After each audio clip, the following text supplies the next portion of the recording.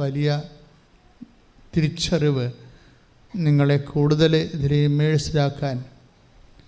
എപ്പോഴും കൃപാസനം അൾത്താരയിൽ നടക്കുന്ന ഉടമ്പടി ധ്യാനം ഒരു എക്കാലത്തേക്കുമുള്ള,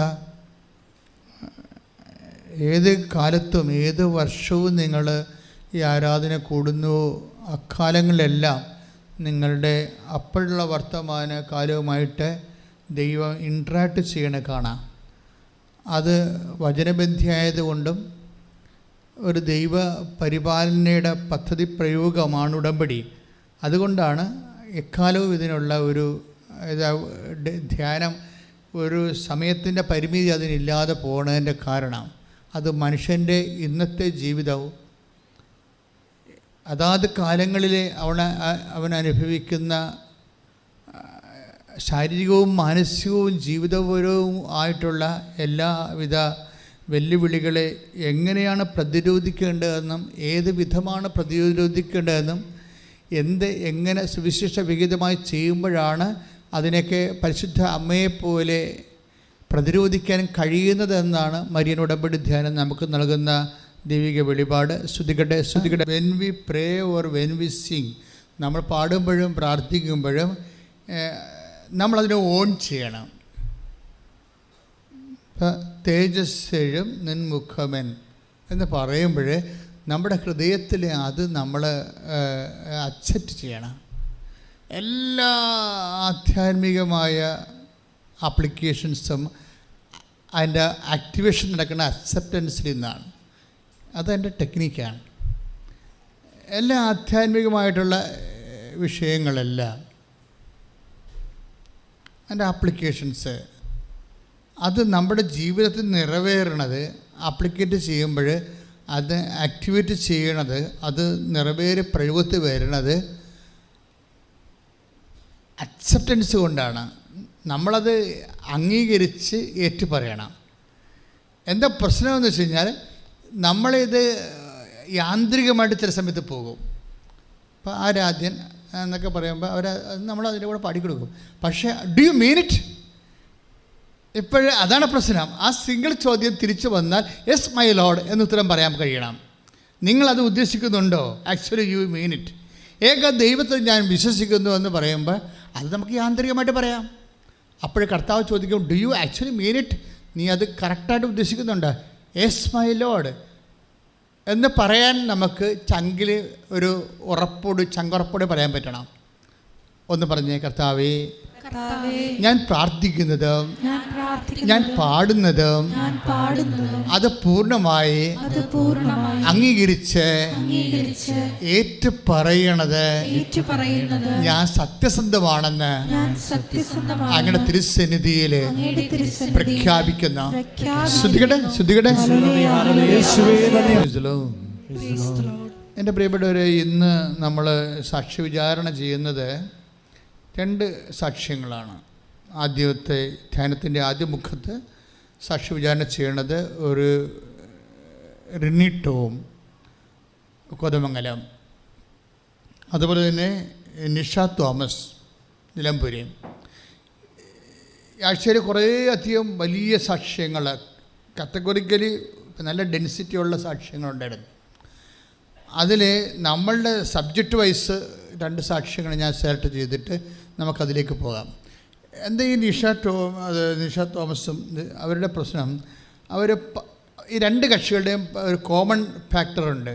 എന്താണെന്ന് വെച്ചാൽ 2 പേർക്കും കരിയർ ഗ്യാപ്പുള്ളതാണ്.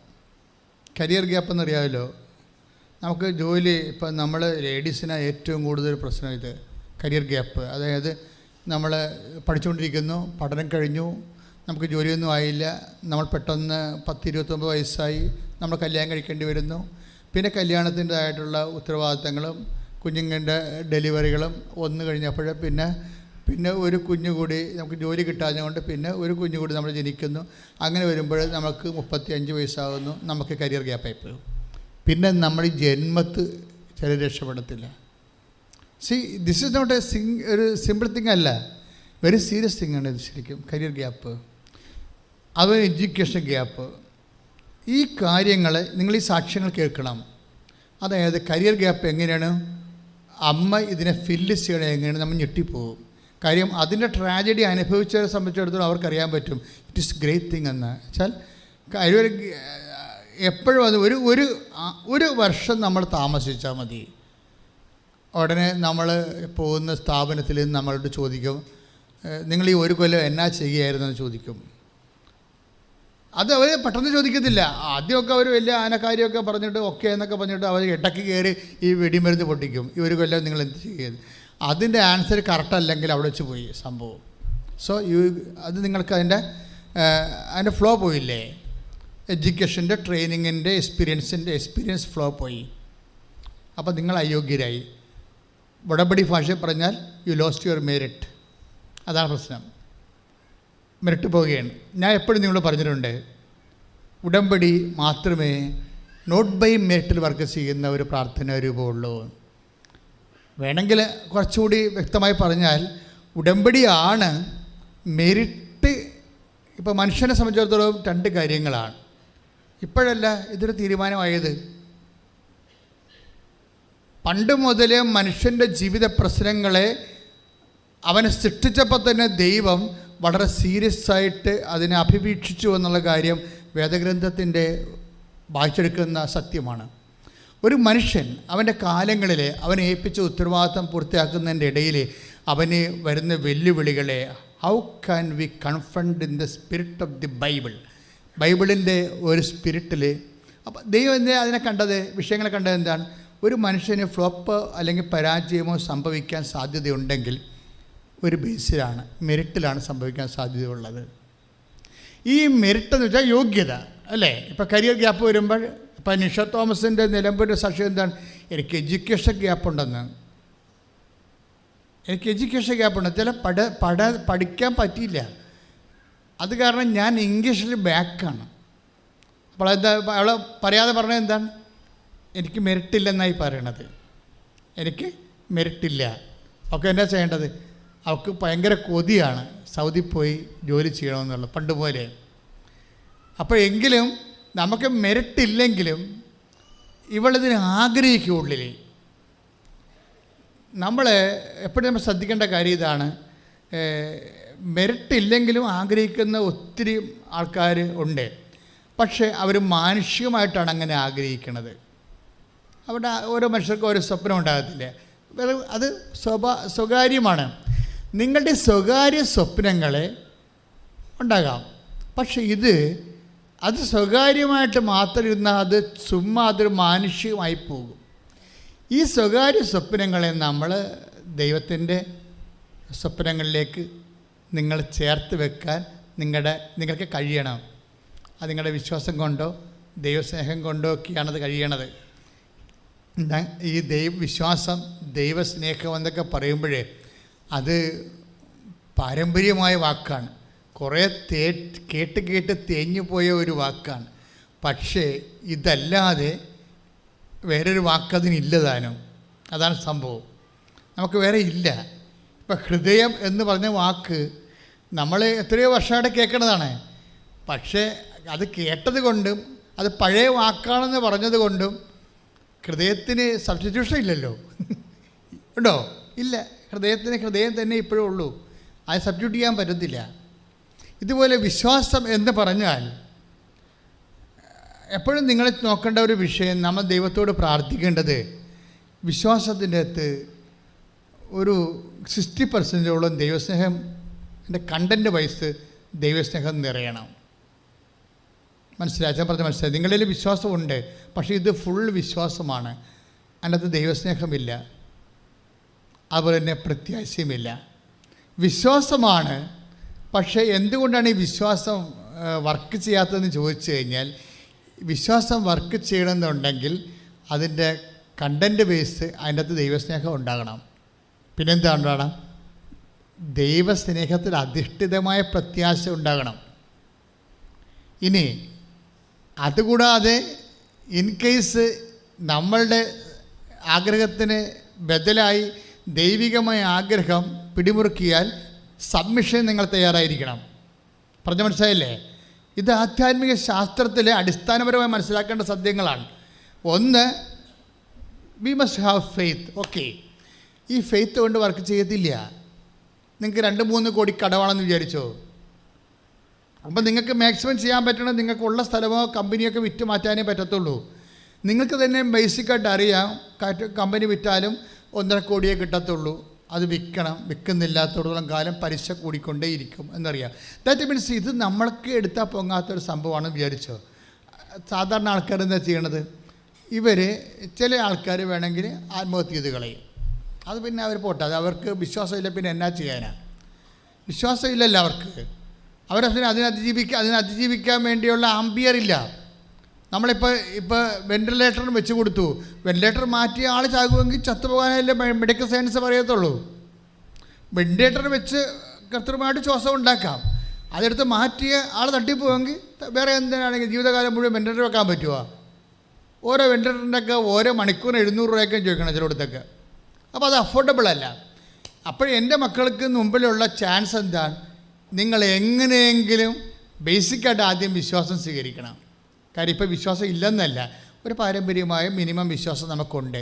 ഇതിന് അപ്ഡേഷൻ സംഭവിക്കാത്തതിൻ്റെ കാരണം നിങ്ങളൊരു സീരിയസ് പ്രോജക്റ്റ് വരാത്തത് കൊണ്ടാണ്. പത്താഴം പറ്റൂ, ചക്കി കുത്തി, അമ്മ വെച്ചു, ഞാനുണ്ടെന്നും പറഞ്ഞിങ്ങനെ നടക്കുന്ന ഈ ആന്തരിക ജീവിതമില്ലേ, അവിടെ വിശ്വാസം പിക്കപ്പ് ചെയ്തു വരത്തില്ല. എന്താ കാര്യം? എല്ലാം readymade, ready to eat, instant ബ്രേക്ക്ഫാസ്റ്റായിട്ട് ഇങ്ങനെ നമുക്ക് ജീവിതത്തിൻ്റെ അതെല്ലാം കിട്ടി വരത്തില്ലേ. ഈ ജീവിതത്തിലെല്ലാം കിട്ടി വരണത് ആധ്യാത്മിക ജീവിതത്തിൽ പറഞ്ഞാൽ ദൈവം നമുക്ക് ലഭിക്കുന്ന ഒരു ശാപമാണ് ശരിക്കും. നമുക്ക് ബ്ലെസ്സിങ് തോന്നാമെങ്കിലും അതായത് curse disguised in the form of blessing. അതായത് ഒരു ശാപമാണ്, പക്ഷേ അത് ബ്ലെസ്സിങ്സിൻ്റെ വേഷം കെട്ടി വന്നിരിക്കുകയാണ്. എന്താണ്? Everything is given. This is ലൈഫിൽ അച്ഛൻ പറഞ്ഞ് മനസ്സിലാകുന്നുണ്ടോ? അതായത് എല്ലാം ഓരോരോ കാര്യത്തിന് സഹായിക്കാൻ ഓരോരുത്തരും ഓരോ സമയത്ത് എന്ത് വേണം എന്നും പറഞ്ഞ് നിങ്ങൾക്ക് നിൽക്കുന്നുണ്ടെങ്കിൽ നിങ്ങളൊരു ട്രയലിലാണ്, നിങ്ങളൊരു പരീക്ഷണ ഘട്ടത്തിലാണ്. വെച്ചാൽ നിങ്ങൾക്ക് എന്ത് വേണം, ഏത് വേണമെന്ന് പറഞ്ഞ് സഹായിക്കാൻ ഒക്കെ ഓരോരുത്തരെ എവിടെയും ജനിച്ച കാലം മുതൽ തന്നെ ഉണ്ടെങ്കിൽ നിങ്ങൾ ഒരു വലിയ പ്രതിസന്ധിയിലാണ് നിൽക്കണത്. എന്താ കാര്യം വെച്ച് കഴിഞ്ഞാൽ ഈ അണ്ണന്മാരെല്ലാം കൂടി ദൈവം നിങ്ങളിലേക്ക് വന്ന് നിങ്ങൾ ദൈവമായിട്ട് ഇടപെടുന്ന ഒരു സാഹചര്യം തന്ത്രപരമായിട്ട് പിശാച് ഒഴിവാക്കുകയാണ്. അപ്പൻ്റെ വേഷത്തിലും അങ്കിളിൻ്റെ വേഷത്തിലും ആൻറ്റിയുടെ വേഷത്തിലും ഒക്കെ വിഷം കെട്ടി വന്നിരിക്കണ പിശാചാണ്. നിങ്ങൾക്ക് മനസ്സിലായി, നിങ്ങളോർക്കും വലിയ ആശ്വാസമായി പോയില്ല എന്ന് ഓർക്കും. അവിടെ അങ്കിളുണ്ടായിരുന്നു, UK ചെന്നപ്പോൾ ആൻറ്റി ഉണ്ടായിരുന്നു, അവിടെ ചെന്നപ്പോൾ അപ്പൻ്റെ ബ്രദറുണ്ടായിരുന്നു. ഇങ്ങനെ ഓരോരുത്തർ സഹായിക്കുമ്പോൾ നിങ്ങൾക്ക് സംഭവിക്കണമെന്ന് വെച്ച് കഴിഞ്ഞാൽ ദൈവത്തിന് നേരിട്ട് സഹായിക്കാൻ പറ്റാത്ത ദൈവത്തിൻ്റെ ഭാഗങ്ങളെ ഈ അണ്ണന്മാർ തന്ത്രപരമായിട്ട് പിശാച് അവരെ ഏൽപ്പിച്ചിട്ട് അടിച്ചു മാറ്റിയിട്ട് നിങ്ങളെ അങ്കിളെ നിങ്ങൾക്ക് സഹായിക്കും, അല്ലെങ്കിൽ ആൻറ്റി സഹായിക്കും, അപ്പൻ്റെ ചർച്ചക്കാർ സഹായിക്കും. പക്ഷേ നിങ്ങൾക്കിതെല്ലാം ജോലി കിട്ടും, നിങ്ങൾക്ക് ശമ്പളം കിട്ടും, നിങ്ങൾ കല്യാണം കഴിക്കും, നിങ്ങൾ വീട് വെക്കും, നിങ്ങൾക്ക് പ്രൊമോഷൻ കിട്ടും, ഹൈഫൈവായിട്ട് നിങ്ങൾ ജീവിക്കും, അവസാനം ചത്തുപോകും. പരിപാടി തീർന്നു. കാര്യം എന്താ? ഈ ആൾക്കാർക്ക് ആർക്കും നിത്യത വരെ നിങ്ങളുടെ കൂടെ വരാൻ പറ്റത്തില്ല. നിത്യത കൂടെ വരാൻ പറ്റാത്ത ഒരു പട്ടികളെയും സൂക്ഷിക്കരുത്. നിത്യത വരെ, അതായത് നിങ്ങൾക്കറിയത്തില്ലേ ഈ ആളെന്തേ ഇങ്ങനെ കിടക്കണേ? ഒറ്റ കാര്യം കൊണ്ടാണ് കിടക്കണത്. എന്തുകൊണ്ടാണ്? നിത്യത എന്നൊരു വിഷയം നിൽക്കുന്നത് കൊണ്ടാണ്. നമ്മളെ നിത്യമായി ജീവിപ്പിക്കാൻ വേണ്ടി, നിത്യത വരെ നമ്മുടെ കൂടെ ഉണ്ടാകാൻ വേണ്ടിയാണ് ആൾ പാപത്തിന് റെമിറ്റൻസ് കൊടുക്കാൻ തീരുമാനിച്ചത്. ഞാൻ സഹായിക്കുന്നവരെ കുറ്റം പറയുകയല്ല, സഹായിക്കുന്നവരെ ദൈവത്തെക്കാളുപരി അമിതമായി ആശ്രയിച്ചുകൊണ്ട് ദൈവത്തിൽ നിന്ന് അകന്നു പോകരുത്. സ്തുതിക്കട്ടെ.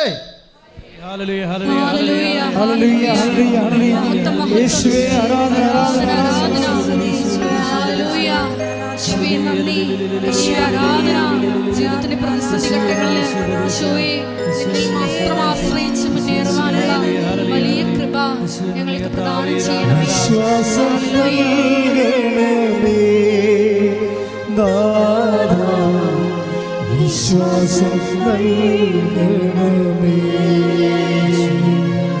ഈ റിയ ടോമിൻ്റെ സാക്ഷ്യത്തിൻ്റെ ഒരു പ്രത്യേകത എന്താണെന്നറിയാവോ? ഇവിടെ പ്രശ്നം എന്താണ്?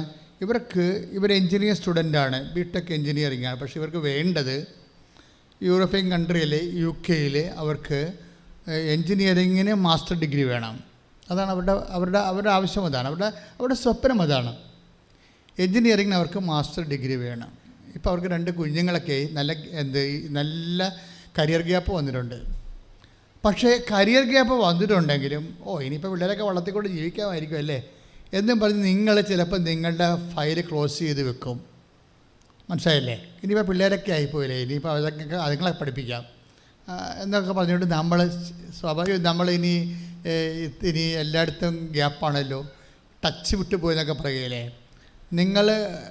നിങ്ങൾക്ക് ടച്ച് വിട്ടു പോകാം, may be from the language you can lost your touch. പക്ഷേ നിങ്ങൾക്ക് ദൈവമായിട്ട് ടച്ച് വിട്ടു പോയില്ലെങ്കിലേ നിങ്ങൾ കർത്താവിൻ്റെ പരിഗണനയിലാണ്. സ്തുതിക്കട്ടെ ഹല്ലേലൂയ. സൂക്ഷിച്ചത് എന്താണ്? ദൈവമായിട്ടുള്ള ടച്ചാണ്. ലാംഗ്വേജുമായിട്ട് ടച്ച് വിട്ടു പോയിട്ടുണ്ട്, കരിയറുമായിട്ട് ടച്ച് വിട്ടു പോയി, പക്ഷേ ദൈവമായിട്ട് ടച്ച് വിട്ടു പോയിട്ടില്ല. എൻ്റെ ദൈവഭക്തല്ലേ, ഉടമ്പടി എന്താ ചെയ്യണത്? നിന്നെ ദൈവമായിട്ട് ടച്ച് ചെയ്യിക്കുകയാണ്. മനസ്സിലായില്ലേ? ദൈവമായിട്ട് നിൻ്റെ ജീവിതത്തിൽ നിൻ്റെ സ്വപ്നങ്ങളെ സാക്ഷാത്കരിക്കാൻ, നിന്നെ ഒരു വലിയ പവർ ഹൗസുമായിട്ട് നിന്നെ ടച്ച് ചെയ്യിക്കാൻ. കാര്യം ഉടമ്പടി ബൈബിളിലെ എല്ലാ പേജുകളിലും ഉടമ്പടിയുടെ വാട്ടർമാർക്കാണ് ഉള്ളത്. നമ്മൾ ബൈബിൾ പരിശോധിക്കുമ്പോൾ എല്ലാ പേജിലും ഉണ്ടാകും ഉടമ്പടിയുടെ ഒരു വാട്ടർമാർക്ക്.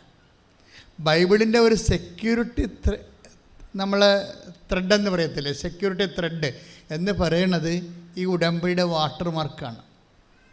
എന്നുവെച്ചാൽ ഉടമ്പടിയുടെ ഛായാപരമായിട്ടുള്ള അതിൻ്റെ സൊല്യൂഷൻസ് അല്ല ഇക്വേഷൻസ് എല്ലാ പേജിലും കാണും. അതാണ് ബൈബിളിൻ്റെ അതോറിറ്റി എന്ന് പറയണത്. കാര്യം ബൈബിൾ ബേസിക്കായിട്ട് ഉടമ്പടി ബുക്കാണല്ലോ.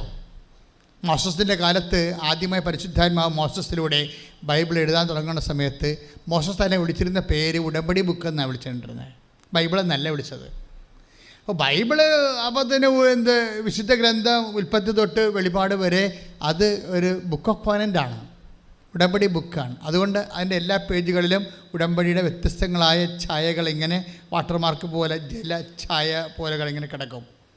അതിനകത്ത് ഒരു വചനമാണ് നമ്മൾ 14:23 യോഹന്നാൻ്റെ സുവിശേഷം 14:23 എന്ന് വായിച്ചോളൂ. നിങ്ങൾ എന്നെ സ്നേഹിക്കുകയും എൻ്റെ വാക്ക് നിങ്ങളിൽ നിലനിൽക്കുകയും ചെയ്താൽ പിന്നെ എന്താ സംഭവിക്കുക? അതിൻ്റെ സംഭവം എന്താണ്? അത് ഉടമ്പടി. അതായത് നിങ്ങൾ ഉടമ്പടി ചെയ്താൽ എന്നുള്ള വാക്കാണ് വരണത്. നിങ്ങൾ എന്നെ സ്നേഹിക്കുകയും എൻ്റെ വാക്ക് നിങ്ങളിൽ വായിച്ചോളൂ.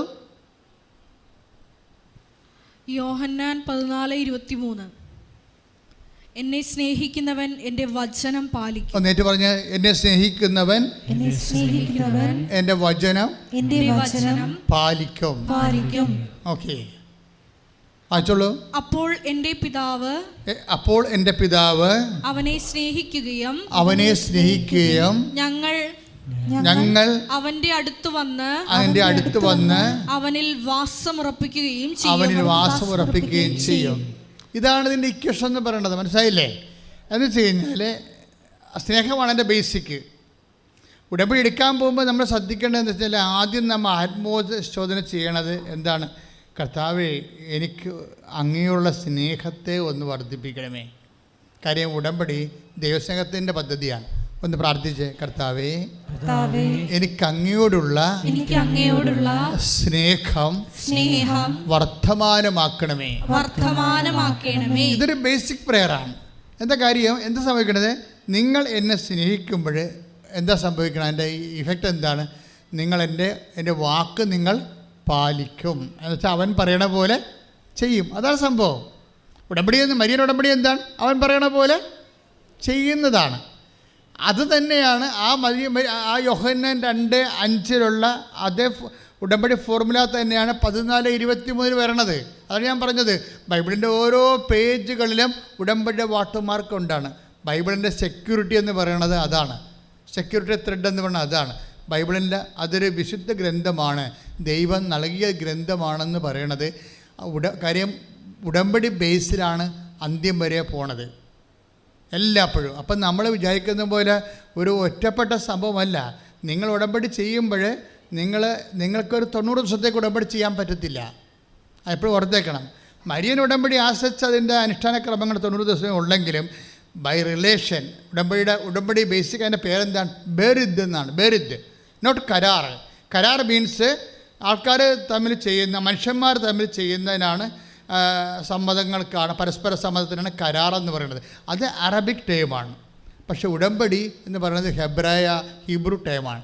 ഹീബ്രു ടേമിൻ്റെ ഉടമ്പടിക്ക് കവനൻ്റ് എന്ന് നമ്മൾ ഇംഗ്ലീഷിൽ പറയുന്നുണ്ടെങ്കിലും അത് ആക്ച്വൽ ഹെബ്രായ ഭാഷയിൽ പറയണത് ബേരിദ് എന്നാണ്. ബേരിദ് ഇത് മീൻസ് റിലേഷൻ. നിങ്ങൾ ദൈവവുമായിട്ടൊരു റിലേഷനിൽ വരികയാണ്. 90 ദിവസത്തേക്കാണ് ആ റിലേഷൻ. ആണോ? നിങ്ങൾ പറയാം ആണോ? അല്ല. ഒരു അനുഷ്ഠാനക്രമം എന്ന രീതിയിൽ നിങ്ങൾക്ക് വേണമെങ്കിൽ 90 ദിവസം കഴിയുമ്പോൾ അത് ആ അനുഷ്ഠാനക്രമം അവസാനിപ്പിക്കാം. പക്ഷേ റിലേഷൻ പോവുമോ? റിലേഷൻ പോകത്തില്ല. ദാറ്റ് മീൻസ് നിങ്ങൾ ദൈവവുമായിട്ട് ഒരു കരുതൽ, ഒരു നിത്യത വരെയുള്ള റിലേഷനെ ആക്കം കൂട്ടുകയും അതിനെ ബ്രഷപ്പ് ചെയ്യുകയും അതിനെ പുഷ്ടിപ്പെടുത്തുകയും ചെയ്യുന്ന ഒരു ആത്മീയ നടപടിക്രമമാണ് ഉടമ്പടി എന്ന് പറയണം, മരിയൻ ഉടമ്പടി. അപ്പം അതുകൊണ്ടാണ് എന്താണ് ഒന്നൊരു വായിച്ച വചനങ്ങൾ 14:23. എന്നെ സ്നേഹിക്കുന്നവൻ എൻ്റെ വചനം പാലിക്കും. ഒന്ന് ഏറ്റുപറഞ്ഞ സ്വരത്തിൽ, എന്നെ സ്നേഹിക്കുന്നവൻ എൻ്റെ വചനം പാലിക്കുന്നു. അപ്പോൾ എൻ്റെ പിതാവ് അവനെ സ്നേഹിക്കുകയും. അതിന്റെ ഇഫക്റ്റ് എന്താണ്? വചനം പാലിക്കുമ്പോൾ എന്താ സംഭവിക്കുന്നത്? നമ്മൾ വചനം പാലിക്കുകയാണ്. ഇപ്പം നിങ്ങൾ ഈശോ പറഞ്ഞത്, ഞാൻ രോഗിയായിരുന്നു, നിങ്ങൾ എന്നെ സന്ദർശിച്ചു. അപ്പോൾ നമ്മൾ രോഗികളെ സന്ദർശിക്കുമ്പോൾ കർത്താവിൻ്റെ വചനം നമ്മൾ പാലിക്കുകയാണ്. അപ്പോൾ വചനം പാലിക്കുമ്പോൾ എന്താ സംഭവിക്കണം? വായിച്ചോളൂ. എൻ്റെ പിതാവ് അവനെ സ്നേഹിക്കും. അപ്പോൾ എൻ്റെ പിതാവ് അവനെ സ്നേഹിക്കും. കാര്യം മാറി. മനസ്സിലായില്ലേ? വിഷയം മാറി. ഉടമ്പടി എടുക്കുന്നുമ്പോഴുള്ള അവസ്ഥ അല്ല ഇപ്പോൾ വരാൻ പോണത്. എന്താണ്? എൻ്റെ പിതാവ് രംഗത്ത് വരാൻ പോവുകയാണ്. അപ്പോൾ എൻ്റെ പിതാവ് ഉടമ്പടി നിങ്ങൾ വിചാരിക്കരുത് ഇത് ഈശോയുമായിട്ടാണ് ഉടമ്പടി ചെയ്യണമെങ്കിലും ഇതിൻ്റെ ഇഫക്റ്റ് വരുത്തുന്ന ആരാണ്? എൻ്റെ പിതാവ്. വായിച്ചോളൂ. എൻ്റെ പിതാവ് അവനെ സ്നേഹിക്കുകയും. എൻ്റെ പിതാവ് അവനെ സ്നേഹിക്കുകയും. ഏറ്റുപറഞ്ഞേ. ഞങ്ങൾ അവൻ്റെ അടുത്ത് വന്ന്. ദേവനെ കണ്ടില്ലേ? ഞങ്ങൾ എന്ന് പറഞ്ഞേ. ഞങ്ങൾ അവൻ്റെ. ഇപ്പം ഞങ്ങൾ എന്ന് പറയുമ്പോൾ ആരാണ്? പരിശുദ്ധാത്മാ കൂടിയായി. ഉടമ്പടി പോണ പോക്കുണ്ടില്ലേ? വെട്ടിച്ചെല്ല് പോലെ കയറിപ്പോവുകയാണ്. നിങ്ങൾ ഗവൺമെൻറ് ആശുപത്രിയിൽ പോയി ഒരു രോഗിനെ കണ്ടതാണ് വിഷയം പറഞ്ഞ കണ്ട. നിങ്ങൾ ചെയ്തത്രേ ഉള്ളൂ. പക്ഷെ അത് ദൈവസ്നേഹത്തോടെയാണ് ചെയ്തതെങ്കിൽ സംഭവിക്കാമ്പോൾ എന്താണ്? എൻ്റെ പിതാവ് അവനെ സ്നേഹിക്കുകയും. പറഞ്ഞേ. എൻ്റെ പിതാവ് അവനെ സ്നേഹിക്കുകയും. ഞങ്ങൾ father, son and holy spirit, ത്രിത്വൈക ദൈവം, ഏകദൈവം. അതായത് ദൈവം, ത്രിത്വൈക ദൈവം വന്ന് അവനിൽ വാസമുറപ്പിക്കുകയും ചെയ്യും. ഇങ്ങനെ വാസമുറപ്പിച്ചാൽ, മനസ്സിലായില്ലേ? അപ്പം നിങ്ങളിങ്ങനെ ചൊല്ലിക്കൊണ്ടിരുന്ന ഈ വാസം ഉറപ്പിക്കലൊന്നും നടക്കത്തില്ല, അറിയാമല്ലോ. ചിലർ എഴുതിയെന്ന് പറയും, ചിലർ ചെല്ലിയെന്നൊക്കെ പറയും. ഞാനതിനെ എതിർക്കുന്നൊന്നുമില്ല. പക്ഷേ ഇതൊന്നും അല്ല ഉടമ്പടി. മനസ്സിലായില്ലേ? ചിലർ പറയും ഞാൻ 1000 തവണ ബൈബിൾ എഴുതി, ചിലർ പറയും ഞാൻ 500 പ്രാവശ്യം പ്രത്യക്ഷ പ്രാർത്ഥന ചൊല്ലി. പക്ഷേ ഇതൊന്നും ഉള്ള ഉടമ്പടി. ഇതൊക്കെ നിങ്ങളുടെ സ്വകാര്യ വേർഷൻസാണ്. ഞാനതിനെ നിഷേധിക്കൊന്നുമില്ല. പക്ഷേ ബേസിക്കായിട്ട് ഉടമ്പടി എന്ന് പറയുന്നത് ഇങ്ങനെ കുത്തിയിരുന്ന് എഴുതണതും ചൊല്ലണതും ഒന്നും അല്ല. ബേസിക്കായിട്ട് അത് ചെയ്യണതാണ്. ചൊല്ലണ പ്രാർത്ഥനയല്ല, എഴുതണ പ്രാർത്ഥനയല്ല. ഉടമ്പടി ചെയ്യുന്ന പ്രാർത്ഥനയാണ്. നിങ്ങൾ എന്നെ സ്നേഹിക്കുകയും എൻ്റെ വചനം നിങ്ങൾ പാലിക്കുകയും ചെയ്യുമ്പോഴേ എൻ്റെ പിതാവ് വന്ന് നിങ്ങളിൽ വസിക്കും. എന്താ? എൻ്റെ പിതാവ് നിങ്ങളെ സ്നേഹിക്കുകയും, അതായത് പിതാവിൻ്റെ സ്നേഹം നമ്മളിലേക്ക് കൊണ്ടുവരാൻ ദൈവം കണ്ടുപിടിച്ച ഒരു പദ്ധതിയാണ് ഉടമ്പടി. മനസ്സിലായില്ലേ? ത്രിത്വൈക ദൈവം. അതാണ് അത് ഭയങ്കര മർമ്മമുള്ള വചനമാണ്. അതായത് ഒന്ന് പറഞ്ഞ്, നിങ്ങൾ എന്നെ സ്നേഹിക്കുകയും എൻ്റെ വചനം നിങ്ങൾ പാലിക്കുകയും അപ്പോൾ എൻ്റെ പിതാവ് നിങ്ങളെ സ്നേഹിക്കുകയും ഞങ്ങൾ വന്ന് നിങ്ങളിൽ വാസമുറപ്പിക്കുകയും ചെയ്യും. അപ്പം നമ്മളിൽ വാസമുറപ്പിക്കേണ്ടത് ആരാണ്? ദൈവമാണ്. മനസ്സിലായോ? നിങ്ങൾ കൂടെ പഠിച്ച കൂട്ടുകാർ കാനഡയിലുണ്ടെന്ന് പറഞ്ഞ് ഓടിയാൻ കണ്ടു ചെല്ലുന്നുണ്ട്. അതിൻ്റെയൊക്കെ അവസാനം കാണണം. അവസാനം എല്ലാം ദുരന്തമായിട്ട് മാറുകയാണ്. മനുഷ്യന്മാരിൽ നിങ്ങൾ ആശ്രയിച്ച് പോയാൽ പണി 8ൻ്റെ അല്ല 164ൻ്റെ പണി കിട്ടാൻ സാധ്യതയുണ്ട്. അതുകൊണ്ടാണ് ഞാൻ നേരത്തെ പറഞ്ഞത്, ആവശ്യമില്ലാത്ത ഒരു മനുഷ്യനിലും മേ ബി അവർ നിങ്ങളെ സഹായിക്കാം, പക്ഷേ സഹായിക്കേണ്ടെന്ന ഒന്നൊന്നുമല്ല, അവിടെ സഹായം അന്വേഷിക്കേണ്ട എന്നൊന്നുമല്ല. പക്ഷേ നിൻ്റെ ആ ഫസ്റ്റ് ഓപ്ഷൻ ആരും അടിച്ചു മാറ്റരുത്. അത് നിങ്ങൾ ശ്രദ്ധിക്കണം. നിങ്ങളുടെ ജീവിത പങ്കാളി പോലും നിങ്ങളുടെ ഫസ്റ്റ് ഓപ്ഷൻ അടിച്ചു മാറ്റരുത്. ഫസ്റ്റ് ഓപ്ഷൻ എന്താണ്? നിൻ്റെ കർത്താവ് ദൈവം ഞാനാകുന്നു, വേറെ ആരെങ്കിലും കർത്താവെന്ന് വിളിക്കരുതെന്ന്. അല്ല, കർത്താവിൻ്റെ സ്ഥാനത്ത് കാണരുത്. മനസ്സിലായില്ലേ? കർത്താവെന്ന് വെച്ചാൽ നമ്മളെ നയിച്ച് ഭരിക്കുന്നവൻ, അൾട്ടിമേറ്റായിട്ട് അത് ദൈവം തന്നെയാണെന്ന് ഉടമ്പടി അർത്ഥികൾ ഉറപ്പുവരുത്തേണ്ടതാണ്. പ്രാർത്ഥിക്കുക. കർത്താവേ, എൻ്റെ ജീവിതത്തിൻ്റെ മുഖ്യമായ സ്വാധീന ശക്തിയും എന്നെ നയിക്കുന്ന പ്രേരണാശക്തിയും അങ്ങ് തന്നെയാകാൻ എൻ്റെ ആധ്യാത്മിക ജീവിതത്തെ പുനർക്രമീകരിക്കണമേ. എൻ്റെ പ്രിയപ്പെട്ടവരെ, ഇങ്ങനെ ഉടമ്പടിയിലായിരിക്കുമ്പോൾ ഇപ്പം എന്നാ സംഭവിച്ചിരിക്കുന്നത്? നിങ്ങൾ എന്നെ സ്നേഹിക്കുകയും എൻ്റെ വാക്ക് നിങ്ങൾ പാലിക്കുകയും ചെയ്യുമ്പോൾ എൻ്റെ പിതാവ് നിങ്ങളെ സ്നേഹിക്കുകയും ഞങ്ങൾ വന്ന് നിങ്ങളിൽ വാസം ഉറപ്പിക്കുകയും ചെയ്യും. ഇങ്ങനെ വാസം ഉറപ്പിക്കുമ്പോൾ എന്താ സംഭവിക്കണമെന്നറിയാവോ? അതാണ് ഉടമ്പടിയുടെ ഇഫക്റ്റ് എന്ന് പറയുന്നത്. ഇങ്ങനെ വാസം ഉറപ്പിച്ചാൽ ഈശോ എന്നാ പറഞ്ഞത്? എൻ്റെ പിതാവ് എന്നിൽ വസിച്ചുകൊണ്ട് അവൻ്റെ പ്രവർത്തികൾ ചെയ്യുകയാണ്. ഒന്ന് പറഞ്ഞേ, 14:10 അല്ലേ? യോഹന്നാന്റെ സുവിശേഷം 14:10 ഒന്ന് പറഞ്ഞ്, എൻ്റെ പിതാവ് എന്നിൽ വസിച്ചുകൊണ്ട് അവൻ്റെ പ്രവർത്തനങ്ങൾ ചെയ്യുകയാണ്. ഇപ്പോൾ ഉടമ്പടി വഴി ദൈവം നമ്മളിൽ വസിക്കുകയും പിന്നെന്താ ചെയ്യണത്? ദൈവത്തിൻ്റെ പ്രവർത്തനങ്ങൾ ചെയ്യാൻ തുടങ്ങും. പറഞ്ഞ മനസ്സിലായില്ലേ? അപ്പം നമ്മുടെ മെറിറ്റിലല്ല പിന്നെ കാര്യങ്ങൾ പോണത്. നോട്ട് ബൈ മെറിറ്റ് എന്ന് ഞാൻ പറയണത് എന്തുകൊണ്ടാണ് not by merit but by grace ആകണമെന്ന് പറയുകയാണ്. ഇപ്പോൾ ഉടമ്പടിയുടെ കറക്റ്റ് ആപ്തവാക്യം എന്താണ്? എഫേസ്യസ് 2:8 എന്താണ്? Not by merit but by grace. നിൻ്റെ യോഗ്യതയല്ല, ദൈവത്തിൻ്റെ കൃപ. ഇതെങ്ങനെയാണ് യോഗ്യത ദൈവത്തിൻ്റെ കൃപയായി കൺവേർഷൻ നടക്കണതെന്നാണ് ഈ യോഹന്നാൻ 14:23 പറയണത്. മനസ്സിലായില്ലേ? ഞങ്ങൾ വന്ന് നിങ്ങളിൽ വാസം ഉറപ്പിക്കും. അപ്പോൾ എന്നാ സംഭവിക്കണത്? അപ്പോൾ എൻ്റെ പിതാവാണ് എന്നിൽ വസിച്ചുകൊണ്ട് എന്ന് പറഞ്ഞ് യോഹന്നാൻ 14:10 വായിച്ചമോളെ. പ്രത്യുത എന്നിൽ വസിക്കുന്ന പിതാവ് ഏറ്റു പറഞ്ഞേ. പ്രത്യുത എന്നിൽ വസിക്കുന്ന പിതാവ് തന്റെ പ്രവർത്തികൾ ചെയ്യുകയാണ്. തൻ്റെ പ്രവർത്തികൾ ചെയ്യുകയാണ്. അപ്പം ഇനി നമ്മൾ പ്രവർത്തിക്കേണ്ട കാര്യമില്ല. പറഞ്ഞ മനസ്സിലായില്ലേ? അല്ലേ? ഇപ്പം റിയ ടോമിൻ്റെ സാക്ഷ്യങ്ങളിൽ റിയ ടോം പറയണതേ, എന്നാണെന്ന് അറിയത്തില്ല, ഉടമ്പടി എടുത്തോടുകൂടി എനിക്ക് ഒരു പരിചയവും ഇല്ലാത്ത ആൾക്കാരൊക്കെ എന്നെ സഹായിക്കാൻ തുടങ്ങിയെന്ന്. അത് it's A very great witness. എന്നുവെച്ചാൽ ഇവിടെ ഓരോ മൂവ്മെൻറ്റിലും കാര്യം ഇതിന് കുറേ മാസങ്ങളെടുക്കും. ഒന്നാമത്തെ കരിയർ ഗ്യാപ്പുണ്ട്, അത് ഫില്ല് ചെയ്തിട്ട് ഇവർക്ക് വിസ വരണം. വിസയൊക്കെ വരണമെന്നുണ്ടെങ്കിലേ എന്നിട്ട് ഈ റിയ കൊണ്ടുവന്നിട്ട് അവിടെ നിന്നിട്ട് ഈ പാസ്പോർട്ട് ഇങ്ങനെ കാണിക്കുന്നുണ്ട് മാതാവിനെ. എന്തിനാ പറഞ്ഞത്? എനിക്ക് അമ്മയാണ് വിസ അടിച്ച് തരണമെന്നുണ്ടെങ്കിൽ ഞാൻ പേജ് കാണിക്കുന്നുണ്ട് പാസ്പോർട്ടിൻ്റെ 24ാം പേജെന്ന്. ഈ പേജിലാണ് അടിക്കേണ്ടതെന്ന്. See how lovable she's. നമ്മൾ ഞെട്ടിപ്പോവും. എന്നിട്ട് ആ 24ാം പേജിൽ തന്നെ അമ്മ പാസ്പോർട്ടിൽ വിസ അടിച്ചുകൊണ്ട് വരും. നിൻ്റെ ടേംസ് ആൻഡ് കണ്ടീഷൻസ്. നിൻ്റെ ദൈവം അങ്ങനെയാണ് നിന്നെ സ്നേഹിക്കണത്. പിന്നെ അവർ പറയും സെപ്റ്റംബർ 18 എന്ന് പറയും. സെപ്റ്റംബർ 18 ഒരു ഡേറ്റാണ് 18. അതായത് 18 എന്നാണ് അവർ പറയണത്. അമ്മയോട് പറഞ്ഞ ഡേറ്റ് 18. അപ്പോൾ 18-ാം തീയതി ഉച്ചവരെ അവർ വെയിറ്റ് ചെയ്യുമ്പോൾ ഹസ്ബൻഡ് അവരോട് ചോദിക്കുകയെ, എടി ഇന്ന് 18 അമ്മ അത് ചെയ്യുമെന്ന് പറയും. എന്നിട്ട് പിന്നീട് ഇവർ പ്രേയറിൽ അങ്ങോട്ട് പോവുകയാണ്. അവസാനം രാത്രി 12 മണിയില്ലേ, 12 മണിക്ക് 1 മിനിറ്റ് ഉള്ളപ്പോഴാണ്, അതായത് 19-ാം തീയതിയിലേക്ക് മാറുന്നതിന് 1 മിനിറ്റ് ഉള്ളപ്പോൾ ഇമെയിലിൽ മെസ്സേജ് വരും. നോക്കി എന്ത് ഷാർപ്പാണ്. ദാറ്റ് മീൻസ് നീ പറഞ്ഞ ഡേറ്റ് തന്നെ. അപ്പോൾ ഇത് നടക്കത്തില്ലെന്ന് ഇവൾക്കറിയാം. കാര്യം അത്രയും ബുദ്ധിമുട്ടാണ്. പക്ഷേ തന്നെ സ്നേഹിക്കുന്ന, തന്നെ വിശ്വസിക്കുന്ന, തന്നെ ജീവിക്കുന്ന ഒരാൾക്ക് വേണ്ടി ദൈവം ഏതറ്റം വരെയും പോകാൻ തയ്യാറാണ്. കൈയിട്ടിച്ച് കർത്താവിനെ ഈ പ്രോസസ്സ് നടക്കണം. മനസ്സിലായില്ല? നിങ്ങൾ ഉടമ്പടി എടുത്തു 5 പുതുക്കി 3 പുതുക്കി എന്ന് പറഞ്ഞിട്ട് കാര്യമില്ല.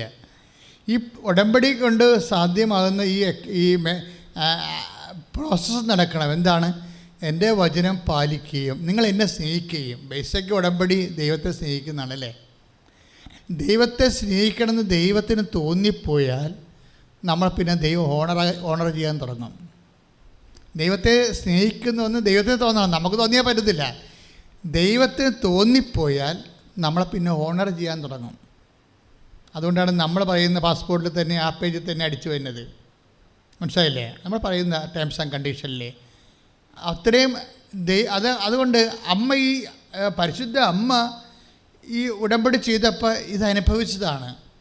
അതുകൊണ്ട് അമ്മ ഇതിനൊക്കെ പറഞ്ഞ വേറെ വാക്കാണ് പറഞ്ഞത്. ഇപ്പം ഈശോ എന്നാ പറഞ്ഞത്? നിങ്ങളെ ഉടമ്പടി ചെയ്യുമ്പോൾ നിങ്ങൾ എന്നെ സ്നേഹിക്കുകയും എൻ്റെ വാക്ക് പാലിക്കുകയും ചെയ്യുമ്പോൾ എൻ്റെ പിതാവ് നിങ്ങളെ സ്നേഹിക്കും, ഞങ്ങൾ വന്ന് നിങ്ങളെ വസിക്കുമെന്നല്ലേ പറഞ്ഞത്. എന്നിട്ട് 14:10 വരുമ്പോൾ പറയും, അതുകൊണ്ട് പിതാവും ഞാനും തമ്മിൽ ഉടമ്പടി ചെയ്തിട്ടുണ്ടെന്ന് പറയും. ഈശോ പറയും അങ്ങനെ ഉടമ്പടി ചെയ്തത് കൊണ്ടാണ് പിതാവ് വന്ന് എന്നിൽ വസിക്കണം. അതുകൊണ്ട് ഞാനല്ല ഈ പ്രവർത്തിക്കണം. കടലിൻ്റെ മീതെ നടക്കുന്നുണ്ട്, വെള്ളം വീഞ്ഞാകുന്നുണ്ട്, പക്ഷേ എൻ്റെ പിതാവ് എന്നിൽ വസിച്ചുകൊണ്ട് അവൻ്റെ പ്രവൃത്തികൾ ചെയ്യുകയാണ്. കൈയിട്ടിച്ച് കർത്താവിന്റെ പരമദിവ്യകാരുണ്യത്തിന് പരിശുദ്ധ പരമദിവ്യകാരുണ്യത്തിന് ഉടമ്പടി എടുത്തു കഴിഞ്ഞിട്ട് നിങ്ങളൊന്ന് ആത്മശോധന ചെയ്യണം. എനിക്ക് ഇന്നലെ ഉണ്ടായതിനേക്കാൾ കൂടുതൽ സ്നേഹം ദൈവത്തോട് തോന്നുന്നുണ്ടോ? തോന്നണില്ലെങ്കിൽ എന്തോ ഒരു കുഴപ്പമുണ്ട്, ഉടമ്പടി ആയിട്ടില്ല. ഇപ്പം ചില പറയില്ലേ, ഞാൻ ചാർജ് ചെയ്തിട്ടുണ്ടെന്ന് പറഞ്ഞു മൊബൈലിന്, പക്ഷേ ആക്ടിവേഷൻ ആയിട്ടില്ല. നമ്മൾ ചാർജ് ചെയ്തതേ ഉള്ളൂ, ആക്ടിവേഷൻ ആയിട്ടില്ല. ഇതുപോലെ തന്നെ ഉടമ്പടി ചെയ്താൽ അത് ആക്ടിവേഷനായാൽ നമുക്കറിയാൻ പറ്റും എന്താണ്. നിങ്ങൾക്ക് മുമ്പത്തേക്കാൾ കൂടുതൽ ദൈവത്തോട് സ്നേഹം തോന്നും, അല്ലെങ്കിൽ നിങ്ങൾ ദൈവസ്നേഹം അനുഭവിക്കും. നമ്മുടെ ഉടമ്പടി ആക്ടിവേറ്റ് ആയിട്ടുണ്ടോ ഇല്ലയോ എന്ന് നമ്മൾ അറിയണത് അങ്ങനെയാണ്. എന്താണ്? വല്ലാത്തൊരു ദൈവസ്നേഹം ഫീൽ ചെയ്യും. ദൈവസ്നേഹം ഫീൽ ചെയ്യുക തന്നെയല്ല, നമ്മൾ വേറെ ഒരു ലോകത്തേക്കാരും ദൈവമായിട്ടല്ലേ നമ്മൾ ഇൻ്റർ കണക്റ്റഡ് ആയിരിക്കണത്. അപ്പോഴെന്നാ സംഭവിക്കണമെന്നത് ഇതിന് നിഷ തോമസ് പറയുന്നുണ്ടേ, എനിക്ക് ഇംഗ്ലീഷിൽ ഭയങ്കര ബാക്കാണ്. ഞാൻ 10 കൊല്ലമായിട്ട് എനിക്ക് എഡ്യൂക്കേഷണൽ ഗ്യാപ്പുണ്ട്. കരിയർ ഗ്യാപ്പ് മാത്രമല്ല, എഡ്യൂക്കേഷൻ ഗ്യാപ്പുണ്ട്. മെറിറ്റ് ഒരു മെറിറ്റും ഇല്ല, 0 മെറിറ്റ് അടിക്കുക. 0 മെറിറ്റാണ് ഉള്ളത് ഈ നിഷ തോമസിന്. എന്താണ്? Education gap. പഠിച്ചിട്ട് കുറേ നാളായി. അതുകൊണ്ട് ഞാൻ ഇംഗ്ലീഷിനൊക്കെ ബാക്കാണ്. പ്രൊമട്ടറി, സൗദിയുടെ പ്രൊമട്ടറി അല്ലേ എഴുതുന്നത്. ഏജൻറ്റ് കയറ്റി വിട്ടിരിക്കുകയാണ് കക്ഷിയെ. എന്താണ്? പരീക്ഷ ഒന്നും വേണ്ടെന്നും പറഞ്ഞ്. അതാണ് ക്ലിപ്പായി പോയത്. ഈ നിഷ തോമസിന് ഏജൻറ്റ് പാക്ക് ചെയ്ത് വിട്ടിരിക്കുകയാണ് സൗദിയിൽ. ഇതിന് പരീക്ഷ ഒന്നും വേണ്ടെന്ന് പറഞ്ഞ്. എന്നിട്ട് ഇവർക്ക് പറഞ്ഞ പോലെ തന്നെ ഹോസ്പിറ്റലിൽ ജോലിയും കൊടുക്കും. ജോലി കൊടുത്ത് 1 മാസം കഴിയുമ്പോൾ മാനേജറിൻ്റെ കളർ പോവും. അയാൾ പറഞ്ഞു ദാറ്റ്സ് ഓക്കെ, ക്ലിയർ, പക്ഷേ ഇവിടെ നിങ്ങൾക്ക് തുടരാൻ ഉദ്ദേശിക്കുന്നുണ്ടെങ്കിൽ നിങ്ങളെ പ്രൊമോട്ട് എഴുതേണ്ടി വരുമെന്ന് പറയും. ഇവളങ്ങോട്ട് ഇരുന്ന് വേർത്ത് പോവാൾ. കാര്യം അവർ ചിന്തിച്ചില്ലല്ല, ആലോചിച്ചില്ലല്ല. 10 കൊല്ലമായി പഠിച്ചിട്ട് ഒരു ടച്ച് ഇല്ല. 10 കൊല്ലമായി ജോലി ചെയ്തിട്ട് ഗ്യാപ്പുണ്ട്. ഇനി ഇതെല്ലാം ഇൻസ്പെക്റ്റ് ചെയ്യാൻ പോവുകയാണ്. അതോടുകൂടി തിരിച്ച് ഏജൻറ്റ് കാശ് കൊണ്ടുപോവുകയും ചെയ്യും, ഇവർക്ക് തിരിച്ചു പോരേണ്ടി വരിക. അപ്പോൾ ഇവളുടെ ജീവിതം വല്ലാത്ത രീതിയിലായിപ്പോയി. അപ്പോൾ എന്നാ ചെയ്യണത്? ആകപ്പാടെയുള്ള പിടിവള്ളി എന്ന് പറയുന്നത് എന്താണ്? ഈ പാവപ്പെട്ടവൾ ചെയ്തിരിക്കുന്ന ഉടമ്പടിയാണ്. ദൈവത്തിനുള്ള പ്രത്യേകത വെച്ച് കഴിഞ്ഞാൽ നമ്മൾ എന്ത് മൈൻഡ് സെറ്റിൽ ഉടമ്പടി ചെയ്താലും ദൈവത്തിൻ്റെ മൈൻഡ് സെറ്റിന് മാറ്റമൊന്നുമില്ല. മനസ്സിലായില്ലേ? ദൈവം അതിൽ നമ്മൾ ദൈവത്തോടാണ് ഉടമ്പടി ചെയ്തതെന്ന് ദൈവത്തിന് അറിയാമല്ലോ. അതുകൊണ്ട് ദൈവം അത് പാലിക്കും. ഇവളുടെ ഉള്ളിൽ അമ്മ പറയുന്നുണ്ട് എന്താണ്? നീ പ്രൊമോട്ടർ എഴുത്, ഞാൻ നിന്നെ ഹെൽപ്പ് ചെയ്തോളാമെന്നു. അതാണ് വിഷയം. ഇവർക്ക് ടച്ചില്ലല്ലോ. അവിടെ തന്നെ പറയും ഞാൻ ഇംഗ്ലീഷിലൊക്കെ പണ്ടേ ബാക്കാണ്, ഇപ്പോൾ 10 കൊല്ലം പഠിച്ചിട്ട് ഇത് എഴുതണമെന്നും പറഞ്ഞാണ് എന്നെ ഇങ്ങോട്ട് പറഞ്ഞു വിട്ടിരിക്കുന്നത്. ഇവിടെ വന്നപ്പോഴാണ് ട്രാപ്പിലായത്. ട്രാപ്പാണല്ലേ ശരിക്കും പറഞ്ഞാൽ. ഈ ട്രാപ്പിൽ നിന്ന് ഇവർ ശരീരം ഉരുകി മാറുമ്പോഴും ഉള്ളിൽ നിന്നൊരു ശക്തി പറയും, നീ ഇതിനെ കവർ ചെയ്യും. എന്തുകൊണ്ടാണ്? അമ്മ ഇതിനെക്കുറിച്ച് പറയുന്നുണ്ട്. എന്താ പറഞ്ഞത്? ശക്തനായവൻ എനിക്ക് വലിയ അത് ഉടമ്പടി എടുക്കുമ്പോൾ ഉണ്ടാകുന്ന ഫസ്റ്റ് ഫീലിംഗാണ്. ഫസ്റ്റ് ഫീലിംഗ് എന്ന് വെച്ചാൽ അമ്മ ഉടമ്പടി ചെയ്തില്ലേ, നീ ഗർഭം ധരിച്ചൊരു പുത്രനെ പ്രസവിക്കുമെന്ന് പറഞ്ഞല്ലോ. അതല്ലേ മരീൻ ഉടമ്പടിയുടെ ബേസ്? അതല്ലേ നീ ഗർഭം ധരിച്ചൊരു പുത്രനെ പ്രസവിക്കും എന്ന് പറഞ്ഞപ്പോൾ അമ്മ പറഞ്ഞ് മെറിറ്റോറിയസ് ആയിട്ട് ഇത് നടക്കത്തില്ലെന്ന് പറയും. എന്താ എനിക്കതിനുള്ള മെറിറ്റില്ല. അവരുടെ മെറിറ്റിൻ്റെ പ്രശ്നമാണ്, യോഗ്യതയാണ്. എന്താണ്? ഞാൻ പുരുഷനെ ഒരു കുഞ്ഞുണ്ടാകണമെങ്കിൽ പുരുഷനെ അറിയണ്ടേ? അതിലെൻ്റെ മെറിറ്റെന്ന് പറയണത്. ഞാൻ കന്യകയായിട്ട് ജീവിക്കാൻ തീരുമാനിച്ച ആളാണ്. ഇപ്പം ഞാൻ ഈ ഫീൽഡിൽ ഇല്ലാത്ത ആളാണെന്ന് പറയും.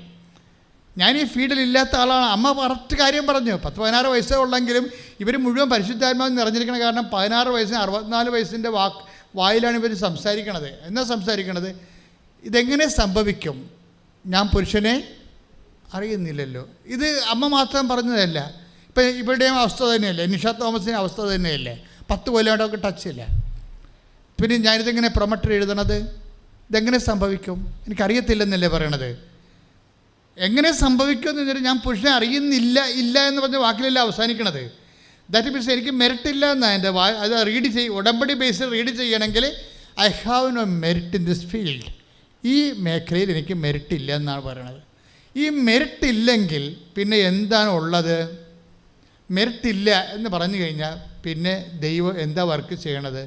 അപ്പോൾ പരിശുദ്ധാത്മാവ് മാലാഖ പറയും, അത് ശരിയാണ്, നിനക്ക് മെറിറ്റില്ല എന്ന് എനിക്കറിയാം, പക്ഷേ മെറിറ്റിലല്ലല്ലോ, മെറിറ്റിൽ മാത്രമല്ല ദൈവം കാര്യങ്ങൾ ചെയ്യണത്. അതാണ് ദൈവം എങ്ങനെ കാര്യം ചെയ്യണത്. പരിശുദ്ധാത്മാവും നിന്റെ മേൽ വരും. 1:30 വായിച്ച് ശ്രുതിക്കട്ടെ. ലൂക്ക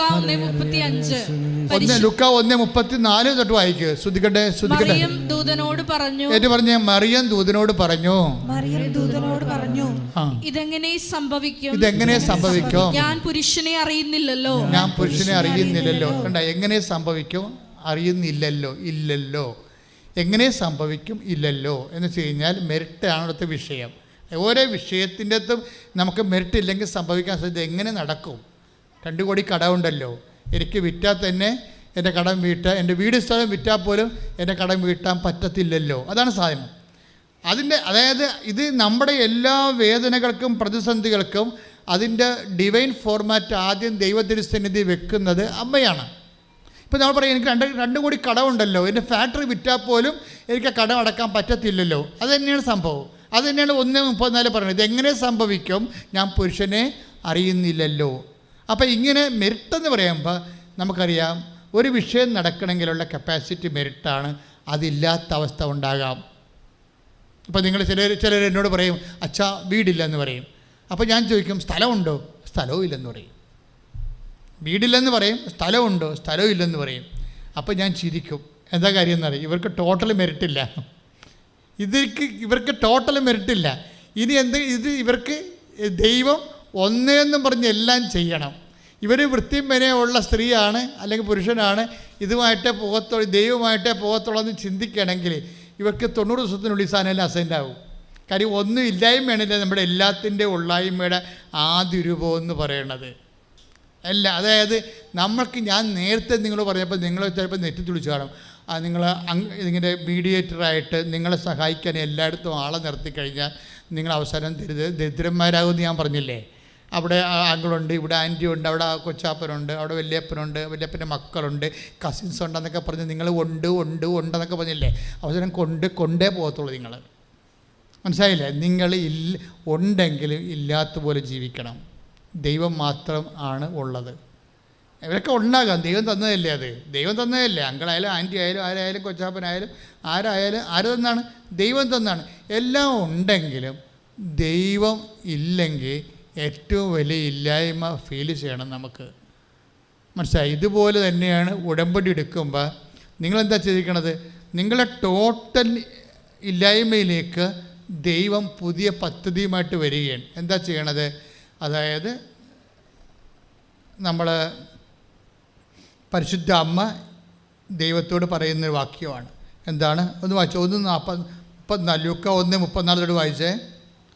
ഇതെങ്ങനെ സംഭവിക്കും? എന്നിട്ട് പറഞ്ഞ ഇതെങ്ങനെ സംഭവിക്കാം? ഇതെങ്ങനെ സംഭവിക്കും? ഞാൻ പുരുഷനെ അറിയുന്നില്ലല്ലോ. ഞാൻ പുരുഷനെ അറിയുന്നില്ലല്ലോ. ദൂതൻ മറുപടി പറഞ്ഞു.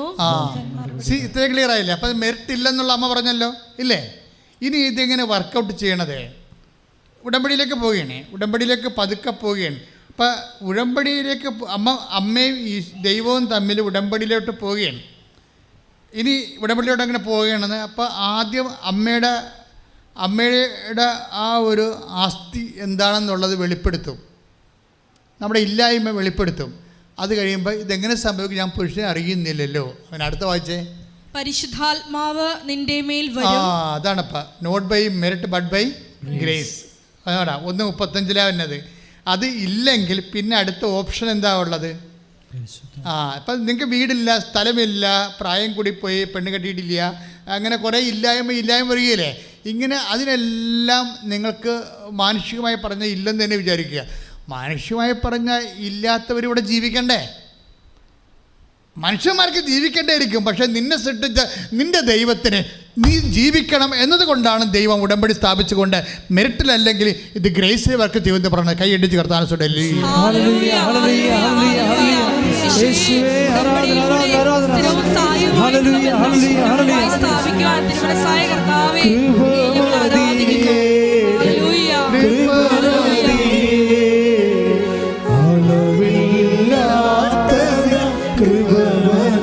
സന്തോഷത്തോടെ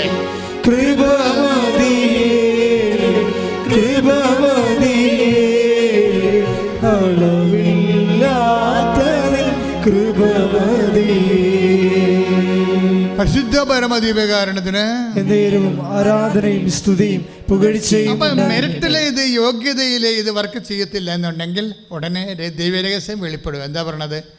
പരിശുദ്ധാത്മാവ്. ലൂക്ക 1:35 എന്താ പറയണത്? പരിശുദ്ധാത്മാവ് പറഞ്ഞേ നിന്റെ മേൽ വരും. ഇനി പരിശുദ്ധാത്മാവ് നിന്റെ മേൽ വരുമെന്ന് പറയുമ്പോഴേ ഉടമ്പടി പ്രകാരം നമുക്ക് ലഭിക്കേണ്ടത് എന്താണ്? ശക്തിയാണ് ലഭിക്കേണ്ടത്. മനസ്സിലായില്ലേ? നമുക്ക് പവറില്ല, നമുക്ക് അതിനുള്ള കലിബറില്ല, കപ്പാസിറ്റി ഇല്ലെന്ന് പറഞ്ഞാൽ ദൈവം നമുക്ക് ബദൽ തരണത് എന്താണ്? പവർ ഓഫ് ഗോഡാണ്, എംപവർ. മനസ്സിലായോ? ഞാൻ എപ്പോഴും ഇപ്പോൾ IELTS കുഞ്ഞുങ്ങളെ എല്ലാവരെയും വിളിച്ച് നിർത്തിയില്ല ഇവിടെ. MOH, ഹാദ്, പ്രോമട്രി, BTech, PSC എല്ലാ പിള്ളേരെയും ഇവിടെ വിളിച്ച് നിർത്തും. എല്ലാ ദിവസവും വരുന്നവരെയൊക്കെ വിളിച്ച് നിർത്തും. പ്രാർത്ഥിക്കണം, അവർ പ്രാർത്ഥിക്കാൻ വേണ്ടി വരുന്നവരെ. ഞാൻ അവർക്ക് ആദ്യമൊക്കെ ആശീർവം കൊടുക്കും. വെഞ്ചരിച്ചത്, പ്രത്യേകിച്ച് വെഞ്ചരിച്ചത് എന്നുവെച്ചാൽ ഉടമ്പടി പ്രകാരം നിങ്ങൾക്ക് ഞാൻ അവരോട് ചോദിക്കും, മക്കളെ എന്തെങ്കിലും ആശീർവം തരണമെന്നറിയാവോ? I am going to set your studies to the prayer. നിങ്ങളുടെ പ്രാർത്ഥനയും നിങ്ങളുടെ പഠനങ്ങളെ ഞാൻ ദൈവവുമായിട്ട് കണക്ട് ചെയ്യുകയാണ്. ഇനി കണക്ട് ചെയ്യണ പ്രിൻസിപ്പിൾ പറഞ്ഞു കൊടുക്കും. When you use this medal you just reset the credo. എന്താണ്? നിങ്ങൾ ഈ മെഡൽ ഉപയോഗിക്കുമ്പോൾ നിങ്ങൾ ആദ്യം എന്ത് ചെയ്യണം? വിശ്വാസപ്രമാണം ചൊല്ലണം. ഞാൻ ഈ ഉടമ്പടി വസ്തുക്കളിൽ ഒത്തിരിയേറെ അനുഭവം ഇപ്പോൾ ഈ ദിവസങ്ങളിൽ നടന്നൊരു അനുഭവം എന്ന് വെച്ചാൽ ആ ഉടമ്പടി സാക്ഷ്യം. ഇപ്പോൾ മേഴ്സി ദേവസ്യ, അതുപോലെ തന്നെ ഷെറിൻ ആലപ്പുഴ, ഇവരെല്ലാം ഉടമ്പടി ഈ തൈലം ഉദരത്തിൽ തേച്ച് സിസ്റ്റ് മാഞ്ഞുപോയ സാക്ഷ്യം കാണുന്നതെല്ലാം. പക്ഷേ ഞാൻ ഈ നേർച്ച വസ്തുക്കളെക്കുറിച്ച് ചുമ്മാ ഇങ്ങനെ ഇപ്പോൾ ഒരു സാക്ഷ്യം വന്നുകൊണ്ട് ഇങ്ങനെ പറയണം, അല്ലാതെ ബേസിക്കായിട്ട് ഞാൻ നേർച്ച വസ്തുക്കളെ ഇങ്ങനെ പൊലിപ്പിച്ചൊരിക്കലും പറയത്തില്ല. എന്താ കാര്യം വെച്ച് കഴിഞ്ഞാൽ, പറയാത്തതിൻ്റെ കാരണം വെച്ച് കഴിഞ്ഞാൽ അതിന് പല കാരണങ്ങളുണ്ട്. ചില സമയത്ത് ആദ്യമായിട്ട് കേൾക്കുന്നവന് ചിലപ്പോൾ അതൊരു പ്രൊമോഷനായിട്ട് തോന്നും. അതുകൊണ്ടാണ് ആൾക്കാർക്ക് ഒതപ്പുണ്ടാകാതിരിക്കാൻ വേണ്ടിയാണ് ഞാൻ. പക്ഷേ ഞാൻ പറയാച്ചാൽ നിങ്ങൾ ഉടമ്പടി നേർച്ച വസ്തുക്കൾ XY എന്ത് ഉപയോഗിച്ചാലും ഞാൻ ഉപയോഗിക്കുന്ന വസ്തുക്കളെക്കുറിച്ചല്ല ഞാൻ പറയണത്, ഉപയോഗിക്കേണ്ട രീതികൾ, അതിൻ്റെ അകത്ത് പവർ ആക്ടിവേറ്റ് ചെയ്യേണ്ട രീതികളുണ്ട്. അത് നിങ്ങൾ ശ്രദ്ധിക്കണം. ഇപ്പോൾ ഉടമ്പടിയിലെ ഓരോ വിഷയവും, ഉടമ്പടി തൈലമായാലും ഉടമ്പടി ഉപ്പായാലും, ഇവിടെ പരിശുദ്ധ കുർബാന അർപ്പിച്ചുകൊണ്ട് 12 തരം മനുഷ്യൻ്റെ എല്ലാ വിഷയങ്ങളെയും സാരസംഗ്രഹിച്ചുകൊണ്ടുള്ള 12 പ്രാർത്ഥനകൾ ചൊല്ലിയാണ് ഇത് വെഞ്ചരിക്കണം. ഇത് വെഞ്ചരിക്കുമ്പോൾ പക്ഷേ ഇത് പ്രയോഗിക്കുന്ന ആൾക്കാർ ശ്രദ്ധിക്കണം. എന്താ കാര്യം? എല്ലാ പ്രയോഗവിധികളും ഒറ്റ ഫോർമുല വർക്ക് ചെയ്യണത്. എല്ലാ പ്രയോഗവിധികളും ചുമ്മാ നമുക്ക് ഇടാനൊന്നും പറ്റത്തില്ല. എല്ലാ പ്രയോഗവിധികളും യേശു കർത്താവാണെന്ന് ആദരം കൊണ്ട് ഏറ്റു പറയണം. പറഞ്ഞ മനസ്സിലായില്ലേ? പിന്നെന്താണ്? ദൈവം അവന് മരിച്ചവളിൽ ഉയർപ്പിച്ചെന്ന് ഹൃദയത്തിൽ വിശ്വസിക്കണം. ഇത് ഇത്രയും ഉറപ്പ് വരുത്തിയിട്ട് മാത്രമേ ഈ നേർച്ച വസ്തുക്കളിൽ തൊടാൻ പറ്റത്തുള്ളൂ. അല്ലെങ്കിൽ പിന്നെ കരടകത്ത് കടുകിടണ പോലെ ഇരിക്കും. നമുക്ക് പൊട്ടിയെന്ന് കേട്ടാൽ മതിയല്ല. മനസ്സിലായില്ലേ? കരടകത്ത് നമ്മൾ എന്താ വറയിടുമ്പോൾ കടുകിടത്തില്ലേ? അപ്പോൾ അതൊന്ന് പൊട്ടിയത് കേട്ടാൽ മതി അല്ലേ? അത്രയും മതി. പക്ഷേ നേർച്ച വസ്തുക്കളുടെ പ്രയോഗം അങ്ങനെയല്ല. നേർച്ച വസ്തുക്കളാകുമ്പോൾ കടുക് നമ്മുടെ ആത്മാവിൽ പൊട്ടണം. ആദ്യം എന്താ സംഭവം ചെയ്യണത്? ആദ്യം യേശു കർത്താവാണെന്ന് ഒന്ന് വായിച്ചാൽ മോളെ 10:9. അത് കറക്റ്റ് വചനമാണ് കേട്ടോ, ശ്രദ്ധിച്ചേക്കണം. കറക്റ്റ് വചനം എന്ന് വെച്ചാൽ ഇതിൻ്റെ വചനമാണ്, ഉടമ്പടി പ്രയോഗത്തിൻ്റെ വചനമാണ്. റോമ 10:9 വായിച്ചോളൂ. ആകയാൽ ഒന്ന് പറഞ്ഞേ. ആകയാൽ യേശു കർത്താവാണെന്ന് അധരം കൊണ്ട് ഏറ്റുപറയുകയും ദൈവം അവനെ മരിച്ചവരിൽ നിന്ന് ഉയർപ്പിച്ചുവെന്ന് ഹൃദയത്തിൽ വിശ്വസിക്കുകയും ചെയ്താൽ നീ രക്ഷ പ്രാപിക്കും. അപ്പോൾ ക്രിസ്ത്യാനിറ്റിയിൽ വരുമ്പോൾ നമ്മൾ ഒരു വ്യക്തി പ്രാപിക്കണത് എന്താണ്? രക്ഷയാണ്. പക്ഷേ രക്ഷ ഒരേ സമയം തന്നെ ഒരു വ്യക്തിയുമാണ്, ഒരു ശക്തിയുമാണ്. മനസ്സിലായ ഐഡിയ? ഇതിൻ്റെ കറക്റ്റ് നിങ്ങൾ കാര്യങ്ങൾ അറിഞ്ഞ് പ്രയോഗിക്കണം. അതായത് നമ്മളെന്താ ചെയ്യണത്? ക്രിസ്ത്യാനിറ്റിയിൽ ദൈവാനുഭവത്തിൻ്റെ അടിസ്ഥാനം എന്താണ്? നമ്മൾ രക്ഷ പ്രാപിക്കുകയാണ്. റോമ 10:9 അനുസരിച്ചുണ്ട്. രക്ഷ എന്ന് പറയുന്നത് എന്താണ്? ഒരേ സമയം തന്നെ വ്യക്തിയുമാണ്. വ്യക്തിയാണെന്ന് പറയാൻ കാര്യം എന്താണ്? ലൂക്ക 2:30 ഈശോയെ കയ്യിലെടുത്തപ്പോഴല്ലേ സമയം പറയണത്. എന്താ പറയണത്? ലൂക്ക 2:30 എന്താ പറയണത്? എല്ലാ മനുഷ്യർക്കും വേണ്ടി ഒരുക്കിയിരിക്കുന്ന, ഒന്ന് പറഞ്ഞേ, എല്ലാ മനുഷ്യർക്കും വേണ്ടി ഒരുക്കിയിരിക്കുന്ന രക്ഷ ഞാൻ എൻ്റെ കണ്ണുകൊണ്ട് കണ്ടിരിക്കുന്നു. അപ്പൊ ക്രിസ്ത്യൻസിന് വേണ്ടി മാത്രം ഒരുക്കിയിരിക്കുന്ന രക്ഷ എന്നാ പറഞ്ഞിരിക്കണത്? അല്ല. അതുകൊണ്ടാണ് ഉടമ്പടിയിൽ എല്ലാ ആൾക്കാരും സാക്ഷ്യം പറയേണ്ട കാര്യം ഇതാണ്. അതായത് റൈറ്റായിട്ട് ആർക്കാണ് ഇത് ആപ്ലിക്കേറ്റ് ചെയ്യാൻ പറ്റണത്? അവൻ്റെ വിഷയം കത്തും. അത് XOR non Baptist or non Christian ഇതൊന്നും ഇതിൻ്റെ അകത്ത് വർക്ക് ചെയ്യത്തില്ല. ആർക്കാണ് ഇതിൻ്റെ അകത്ത് കൃത്യമായിട്ട് ഫോർമുല കീപ്പ് ചെയ്തു പോകാൻ പറ്റണത്? ഫോർമുല ഇതാണ്. എന്താ പറയണത്? യേശു കർത്താവാണെന്ന് അധരം കൊണ്ടേറ്റ് പറയണം. യേശു കർത്താവാണെന്ന് അധരം കൊണ്ടേറ്റ് പറയണം. പക്ഷേ അധരം കൊണ്ട് ഏറ്റു പറയുമ്പോൾ എന്താണ് എൻ്റെ യേശുവിനെ കർത്താവാക്കുന്നത്?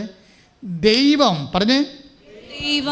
അവനെ മരിച്ചവരിൽ നിന്ന് ഉയർപ്പിച്ചുവെന്ന് ഹൃദയത്തിൽ വിശ്വസിക്കണം.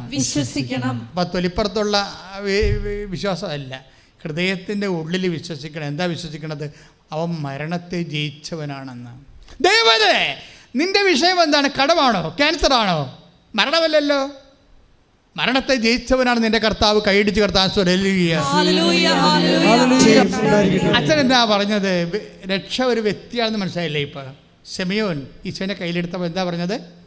എല്ലാ മനുഷ്യർക്കും വേണ്ടി. ലൂക്ക 2:30 എല്ലാ മനുഷ്യർക്കും വേണ്ടി ഒരുക്കിയിരിക്കുന്ന പറഞ്ഞേ എല്ലാ മനുഷ്യർക്കും വേണ്ടി ഒരുക്കിയിരിക്കുന്ന രക്ഷ ഞാൻ എൻ്റെ കണ്ണുകൊണ്ട് കണ്ടിരിക്കുന്നു. അപ്പൊ രക്ഷ ആരാണ്? ഒരു വ്യക്തിയാണ്. ഇനി ഈ വ്യക്തിയെ നമ്മൾ ഉടമ്പടി പ്രകാരം സ്നേഹിക്കുമ്പോൾ, മനസ്സിലായില്ലേ? വ്യക്തിയെ നമ്മൾ എന്താ ചെയ്യണത്? ഉടമ്പടി പ്രകാരം നമ്മൾ എന്താ ചെയ്യണത്? അതാണ് അത്. യോഹന്നാൻ 14:23 പിന്നെ വരണത്. എന്താണ്? നിങ്ങൾ എന്നെ സ്നേഹിക്കുകയും, ഈ വ്യക്തിയെ നമ്മൾ സ്നേഹിക്കണം. മനസ്സിലായില്ലേ? അതാ, നിങ്ങൾ എന്നെ സ്നേഹിക്കുകയും എൻ്റെ വാക്ക് നിങ്ങൾ പാലിക്കുകയും ചെയ്താൽ, നിങ്ങൾ ഉടമ്പടി ചെയ്താൽ, അവൻ പറയണ പോലെ ചെയ്താൽ എന്താണ്? എൻ്റെ പിതാവ് നിങ്ങളെ സ്നേഹിക്കുകയും ഞങ്ങൾ വന്ന് നിങ്ങളിൽ വാസമർപ്പിക്കുകയും ചെയ്യും. അപ്പോൾ രക്ഷ നമ്മളിലേക്ക് അപ്ലോഡ് ചെയ്യുന്ന രീതി കണ്ടില്ലേ? ആ പ്രോസസ്സിങ് കണ്ടില്ലേ? എന്താ ചെയ്യണത്?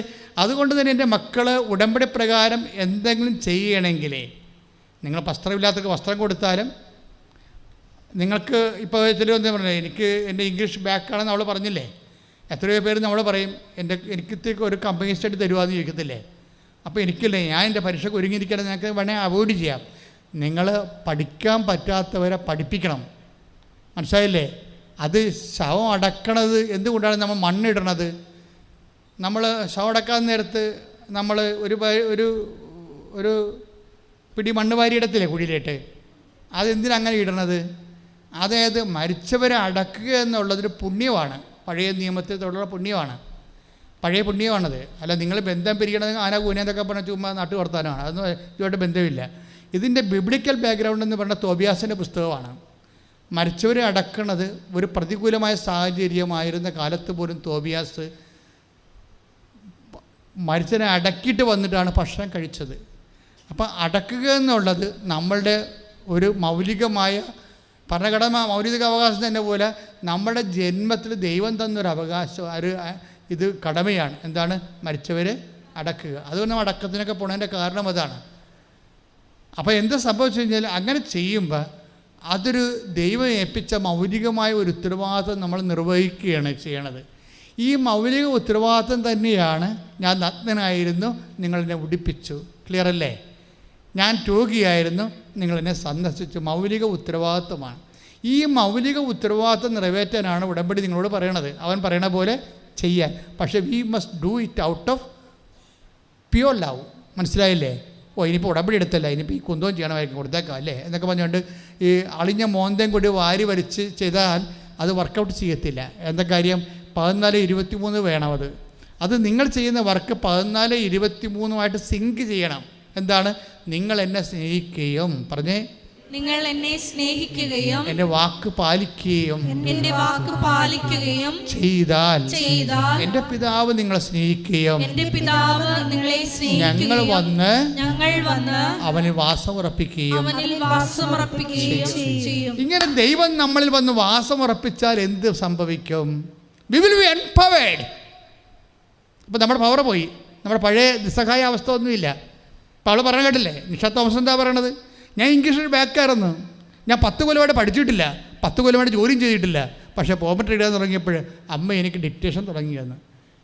ചില ആൾക്കാർക്ക് യുക്തിവാദികൾ ചോദിക്കുവേ, പിന്നെ മാതാവ് പരീക്ഷ ഹോളിൽ വന്നിട്ട് പറഞ്ഞു തരണമെന്ന്. ബിബിൻ്റെ സാക്ഷ്യം കേട്ടിട്ട് നമ്മൾ അല്പസമയം കഴിയുമ്പോൾ തന്നെ വേറെ സാക്ഷ്യം വന്നില്ലേ? ബിബിനും പറഞ്ഞ എന്താണ്? ബിടെക്കിൻ്റെ 24ാമത്തെ പേപ്പർ 24 സപ്ലി എഴുതുകയാണ്. പക്ഷേ എന്താ ചെയ്യണത്? കോട്ടയം ബേക്കറി സ്റ്റേഷനിൽ ചെന്നിട്ട് രാവിലെ മുതൽ വൈകുന്നേരം വരെ ഉച്ചവരെ ഈ കൃപാസനം പത്രം എല്ലാം കൊടുത്തുകൊണ്ട് നടക്കുന്ന ആൾ നടത്തിയപ്പോൾ അതിൻ്റെ പരീക്ഷകളിലോട്ട് കയറണത്. കാരണം പറഞ്ഞ് പേപ്പർ ഇടപ്പം ഞെട്ടിപ്പോവും, പറയും ഞാൻ എഴുതത്തില്ലെന്ന് പറയും. അമ്മ ഞാൻ പഠിച്ചിട്ട് വന്നിട്ട് അടുത്ത പ്രാവശ്യം എഴുതാമെന്ന് പറയും. അപ്പോൾ നീ എഴുതാൻ പറയും. പിന്നെ ഡിക്റ്റേഷൻ തുടങ്ങും.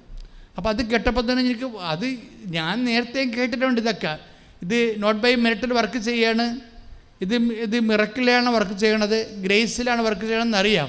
പക്ഷേ പിറ്റേ ആഴ്ച നിഷ തോമസ് വന്ന് സാക്ഷ്യം പറഞ്ഞു, 10 കൊല്ലമായിട്ട് ഇംഗ്ലീഷ് ടച്ചില്ല. പക്ഷേ ഞാൻ പുറമേട്ട് കയറിയതിന് ശേഷം ഞാൻ സംസാരിക്കാൻ തുടങ്ങിയിട്ട്, അതിന് മുമ്പ് ഞാൻ അങ്ങനെ ഒരിക്കലും സംസാരിച്ചിട്ടില്ല, അതിന് ശേഷവും ഞാൻ സംസാരിച്ചിട്ടില്ല. അമ്മയാണ് എന്നോട് സംസാരിച്ചത്. ശ്രുതിക്കട്ടെ, കൈയടിച്ചു. ഓരോ മകളുടെ മേലും പ്രാർത്ഥിക്കുന്നു. കർത്താവേ നിന്റെ തിരുരക്തം, കർത്താവേ നിന്റെ തിരുരക്തം, കർത്താവേ നിന്റെ തിരുരക്തം ഇപ്പോഴൊഴുക്കണമേ, ഇപ്പോഴൊഴുക്കണമേ, ഇപ്പോഴൊഴുക്കണമേ. എല്ലാ മക്കളെയും ഒഴുക്കണമേ. മഴ പെയ്യും പോലെ പെയ്യട്ടെ, മഴ പെയ്യും പോലെ പെയ്യട്ടെ. കർത്താവിന്റെ രക്തത്താൽ കുളിപ്പിക്കപ്പെടട്ടെ, കർത്താവിന്റെ രക്തത്താൽ കുളിപ്പിക്കപ്പെടട്ടെ. യേശുവിന്റെ നാമത്തിൽ മാരക രോഗങ്ങളെ, യേശുവിന്റെ നാമത്തിൽ തീരാവേദികളെ, യേശുവിന്റെ നാമത്തിൽ ജീവിത ദുരിതങ്ങളെ, യേശുവിന്റെ മനോവിഷമങ്ങളെ, യേശു നിരാശകളെ യേശുനാമത്തിൽ വിട്ടുമാറട്ടെ, യേശുനാമത്തിൽ വിട്ടുമാറട്ടെ, യേശുനാമത്തിൽ വിട്ടുമാറട്ടെ. ശ്രദ്ധിക്കട്ടെ, ശ്രദ്ധിക്കട്ടെ, ശ്രദ്ധിക്കട്ടെ.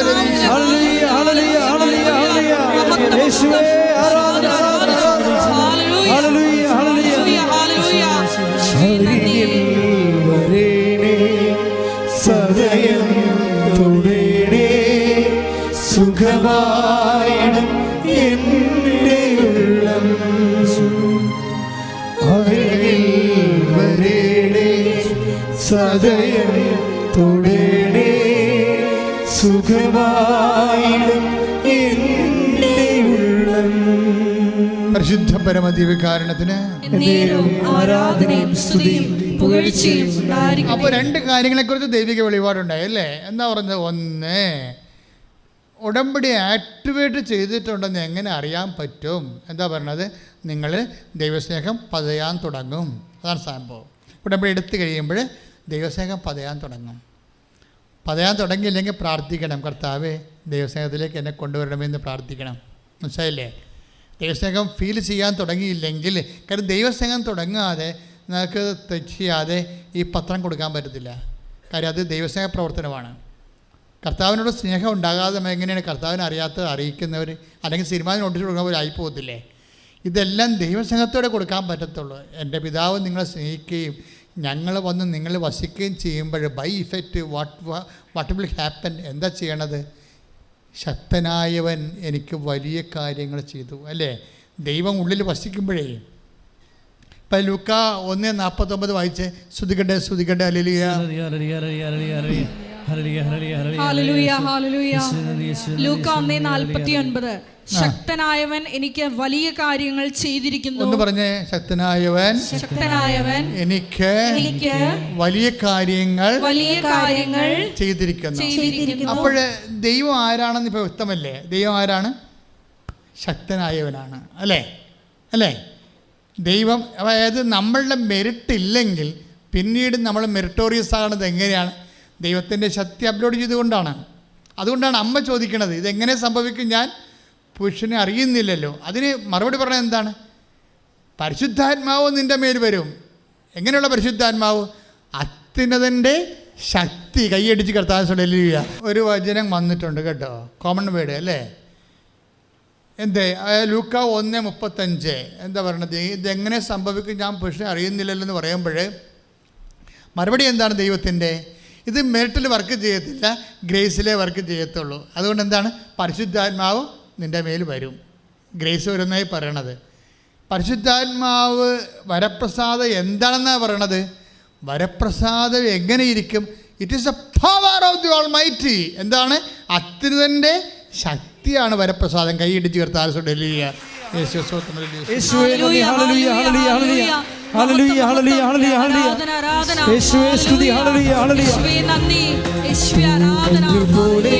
ഒന്ന് 35 1:49 സെയിം വേർഡാണ് റെക്കോർഡ് ചെയ്യണം. എന്താണ്? ഒന്നിൽ പറയുന്നു ഗ്രേസിന് പകരം എന്താ പറയണത്? അത്യുന്നതൻ്റെ ശക്തി എന്ന് പറയും അല്ലേ? ലുക്ക. എന്നിട്ട് ഈ ശക്തിയാണ് അമ്മയിൽ വരുമ്പോഴാണ് അമ്മ മെറിറ്റില്ലാതെ പുരുഷനെ അറിയാതെ തന്നെ പ്രഗ്നൻ്റ് ആകണത്. ഈ ശക്തി തന്നെയാണ് നിന്നെ എൻഗ്രേസ് ചെയ്യണത്. എൻഗ്രേസിങ് എംപവറിങ് സെയിം ആണെന്നാണ് ഇപ്പോൾ പറയണത്. ഇപ്പോൾ ഈ ധ്യാനത്തിൻ്റെ വെളിപാടിൽ എന്താ പറയണത്? എൻഗ്രേസിങ് ആൻഡ് എംപവറിങ് സെയിം ആണ്. അതായത് വരപ്രസാദം കൊണ്ട് നിറക്കണതും നിൻ്റെ ശക്തി കൊണ്ട് നിറക്കണതും സെയിം, വൺ ആൻഡ് സെയിം പ്രോസസ്സാണത്. അതിന് നമ്മൾ ചെയ്യേണ്ടത് എന്താണ്? ദൈവസ്നേഹത്തിൽ നിറഞ്ഞുകൊണ്ട് ദൈവത്തിൻ്റെ വാക്കുകൾ പാലിച്ച് കഴിയുമ്പോൾ ഞങ്ങൾ നിങ്ങളെ സ്നേഹിക്കുകയും ഞങ്ങൾ വന്ന് നിങ്ങൾ വസിക്കുകയും ചെയ്യും. അതിന് ഈശോ എന്താ പറഞ്ഞത്? അങ്ങനെ ദൈവം വന്ന് വസിച്ചാൽ പിന്നെ നിങ്ങൾക്ക് ചെയ്യേണ്ടി വരത്തില്ല. എൻ്റെ പിതാവ് എന്നെ വസിച്ചുകൊണ്ട് അവൻ്റെ പ്രവർത്തനങ്ങളാണ് ചെയ്യണത്. അപ്പോൾ നമ്മളല്ല ചെയ്യണത്, കർത്താവാണ് ചെയ്യണത്. മനസ്സിലായില്ലേ? നമ്മുടെ ശക്തി പോയാൽ ഇത് പിന്നെ ദൈവത്തിൻ്റെ ശക്തിയിൽ ഈ സംഭവം ചെയ്തെടുക്കാൻ ബൈബിൾ നൽകുന്ന അൾട്ടിമേറ്റ് ഓപ്ഷൻ കവനൻ്റ് പ്രെയറാണ്. എന്താണ്? ഉടമ്പടിയാണ്. അതുകൊണ്ടാണ് നിങ്ങൾ ഉടമ്പടിയിൽ ശ്രദ്ധയോടെ, നമുക്ക് മറ്റ് പല കാര്യങ്ങളും നിങ്ങൾ ചിലപ്പോൾ ജോമാരൊക്കെ ചെല്ലുമ്പോൾ നിങ്ങൾ ചിലപ്പോൾ ഉറങ്ങും, ചില ആൾക്കാർ ചില ശ്രദ്ധിക്കത്തില്ല, അങ്ങനെയൊക്കെ ചെല്ലിയാണ് അതിൻ്റെ ഉള്ള ഫലം കൂടി കളയണത്. പക്ഷേ ഉടമ്പടി എന്ന് പറയുമ്പോൾ ഇതിൻ്റെ ഓരോ വിശദാംശങ്ങളിലും ശാസ്ത്രജ്ഞന്മാരുടെ സൂക്ഷ്മത വേണം. എന്നുവെച്ചാൽ നിങ്ങളത് ചെയ്യുന്നുണ്ടോ? ഇതിങ്ങനെ ചെയ്യുമ്പോൾ എൻ്റെ ഉള്ളിൽ ദൈവസ്നേഹമാണ് നിറയണത്. ദൈവസ്നേഹം നിറയുന്നുണ്ടോ എന്ന് നിങ്ങളുടെ ഇങ്ങനെ ചെക്ക് ചെയ്ത് നോക്കണം. നമ്മുടെ ടെമ്പറേച്ചർ നമ്മൾ നോക്കാൻ തെർമോമീറ്റർ ഉപയോഗിക്കണ പോലെ ദൈവസ്നേഹം നിറയും. ദൈവസ്നേഹം നിറഞ്ഞാൽ സംഭവം സിമ്പിളായിട്ട് തോന്നും, ലൈറ്റായിട്ട് തോന്നും. എല്ലാ കാര്യങ്ങളും ദൈവസ്നേഹത്തിൻ്റെ ഒരു ഇഫക്റ്റ് എന്ന് പറയണത് സംഭവങ്ങളെ ലൈറ്റാക്കുന്നതാണ്. ദൈവസ്നേഹം നിറഞ്ഞില്ലെങ്കിൽ നിങ്ങൾക്ക് വെയിറ്റായിട്ട് തോന്നും. വെയിറ്റ് ആൻഡ് ലൈറ്റ് ഇത് രണ്ട് എക്സ്പീരിയൻസാണ്. നിങ്ങൾക്ക് ദൈവസ്നേഹം നിറഞ്ഞില്ലെങ്കിൽ 10-30 പത്രം കാണുമ്പോൾ ഇനി ഇത് ഏത് പള്ളിക്കൊണ്ടേ കൊടുക്കാനാണ്, നാട്ടിൽ കൊണ്ടേ കൊടുക്കണ, പള്ളിക്കൊണ്ടേ കൊടുക്കണം, പള്ളിയിലെ ആൾക്കാരൊക്കെ ഉണ്ടാകില്ല, അപ്പോൾ കാണത്തില്ലേ. ഇപ്പോൾ കഴിഞ്ഞ ദിവസങ്ങളൊരു സാക്ഷ്യം വന്നില്ലേ, കഴിഞ്ഞ ദിവസം സാക്ഷ്യം എന്താണ്, ഞാൻ DYFIയുടെ മേഖലാ സെക്രട്ടറിയാണ്, ഞാനെങ്ങനെ പത്രം കൊണ്ടേ കൊടുക്കണമെന്ന് ചോദിച്ചില്ലേ ഒരാൾ. ഞാൻ DYFIയുടെ മേഖലാ സെക്രട്ടറിയാണ്, ഞാനെങ്ങനെ പത്രം കൊണ്ടേ കൊടുക്കണമെന്ന്. അപ്പോൾ അങ്ങനെ ഓരോ ആൾക്കാർക്ക് ഓരോ തരത്തിലുള്ള ഭാരങ്ങൾ വരും, മനസ്സിലായില്ലേ. അപ്പോൾ ആ ഭാരം വന്നാൽ എൻ്റെ അർത്ഥം ദൈവസ്നേഹം നിറഞ്ഞിട്ടില്ല ആ മേഖല എന്നതിൻ്റെ അർത്ഥം. അപ്പോൾ നിങ്ങൾ ചെയ്യേണ്ടത് എന്താണ്, നിങ്ങൾ ചെയ്യേണ്ട ഉടമ്പടിയുടെ ആ കാര്യങ്ങൾ പാലിക്കണമല്ലോ. അല്ലേ, ഇനിയിപ്പോൾ അതുകൊണ്ട് കുഴപ്പമുണ്ടായെന്ന് വേണ്ട, ഞാൻ കൂടെ കൊടുത്തേക്കാം. പത്രം നീ അമ്മ പള്ളിയിൽ പോകണ്ട, അമ്മ ഒരു പത്രം കൊടുത്തേക്ക്, പത്രം ഞാൻ കൊടുത്തേക്കാം, അവിടെ ഡിവൈഡ് ചെയ്യുന്നുണ്ട്. അതിനടുത്ത് ഈ സംഭവം 10 പത്രം പോലും കൊടുക്കണം നിനക്ക് ഭാരമാണ്, വെയിറ്റാണ് നിനക്ക് ഭാരം. ദാറ്റ് മീൻസ് ദൈവസ്നേഹം നിറഞ്ഞിട്ടില്ലെന്ന് അർത്ഥം. ദൈവസ്നേഹം നിറഞ്ഞാൽ 10 പകരം 300 പത്രം നീ വാങ്ങിച്ചുകൊണ്ട് ഈസി ആയിട്ട് കൊടുക്കും, ലൈറ്റാവും. അപ്പോൾ നമുക്ക് ദൈവസ്നേഹം നിറഞ്ഞോ ഇല്ലയോ എന്നറിയണത് ലൈറ്റാണോ വെയിറ്റാണോ എന്നറിഞ്ഞിട്ടാണ്, മനസ്സിലായില്ലേ. ഒരു കാര്യം, ഇപ്പോൾ രോഗിയെ പോയി കാണണം, അയ്യോ ഏത് രോഗിയാണ് കാണുന്നത്, എന്നാൽ പിന്നെ ഇളയമ്മയെ പോയി കണ്ടേക്കാം.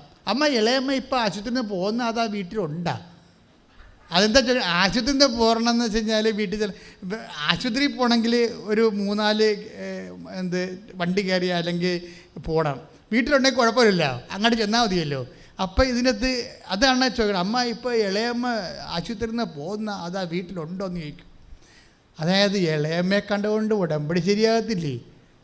കർത്താവ് പറഞ്ഞിട്ടുണ്ട്, ബന്ധുക്കളൊക്കെ കണ്ടു കഴിഞ്ഞാൽ നിങ്ങളുടെ പ്രതിഫലം അപ്പം തന്നെ നിങ്ങൾക്ക് കിട്ടിയെന്ന്.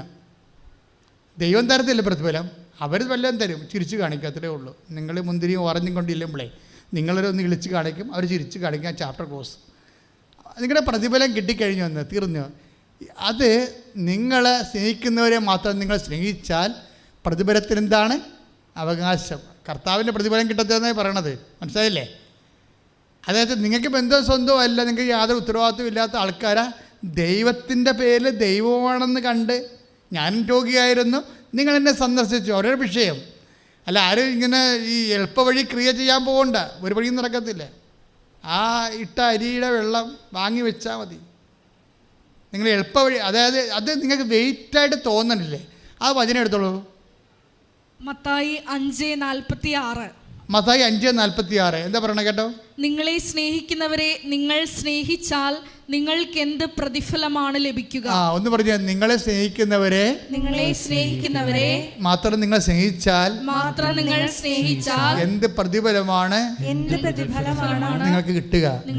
അപ്പൊ നിങ്ങളെ സ്നേഹിക്കുന്ന ബന്ധുക്കളെ, സ്വന്തപ്പെട്ട ഒരു സഹോദരങ്ങളെ, സുഹൃത്തുക്കളെ മാത്രം സ്നേഹിച്ചാൽ ഉടമ്പടി വർക്ക് ചെയ്യത്തില്ല. അല്ലെങ്കിൽ കിട്ടുമെങ്കിൽ അവരോട് വാങ്ങിച്ചോളാൻ പറയും. നിങ്ങളുടെ ഉദ്ദേശം അത് തന്നെയാണല്ലോ, നിങ്ങളുടെ ഉദ്ദേശം അത് തന്നെയാണല്ലോ. നിങ്ങളെ കൊടുക്കുന്ന ആൾക്കാർ കൊണ്ട് നാളെ നിങ്ങൾക്ക് എന്തെങ്കിലും ഒരു ഉപകാരം ഉണ്ടാകുമെന്ന് വിചാരിച്ച്, അതുകൊണ്ട് അവരാണ് നിങ്ങൾ സ്നേഹിക്കണമെങ്കിൽ ആ പ്രതിഫലം അവരോട് മേടിച്ചോളാൻ പറയും. ദൈവമായിട്ട് അതിന് ബന്ധമില്ല. ബന്ധം വേണമെന്നുണ്ടെങ്കിൽ എന്നെ കാണണം. ഒരു പരിചയമില്ലാത്ത ആൾക്കാരിൽ പോലും അവസരത്തിൽ നിങ്ങളുടെ സഹായം ആവശ്യമുള്ളവരിൽ എന്നെ കാണണം, ഞാനാണെന്ന് കരുതണം. അത് മനുഷ്യന്മാർ നിങ്ങളുടെ ആവശ്യമുള്ളവരെ നിങ്ങൾക്ക് എന്നാണ് ഈശോയാണെന്ന് കരുതാൻ കഴിയണത്, അപ്പോൾ നിങ്ങളുടെ ഉടമ്പടി ആക്ടിവേറ്റ് ആകും, ഉടമ്പടി നടപടിയിലാവും. ശ്രദ്ധിക്കട്ടെ. ഹല്ലേലൂയ.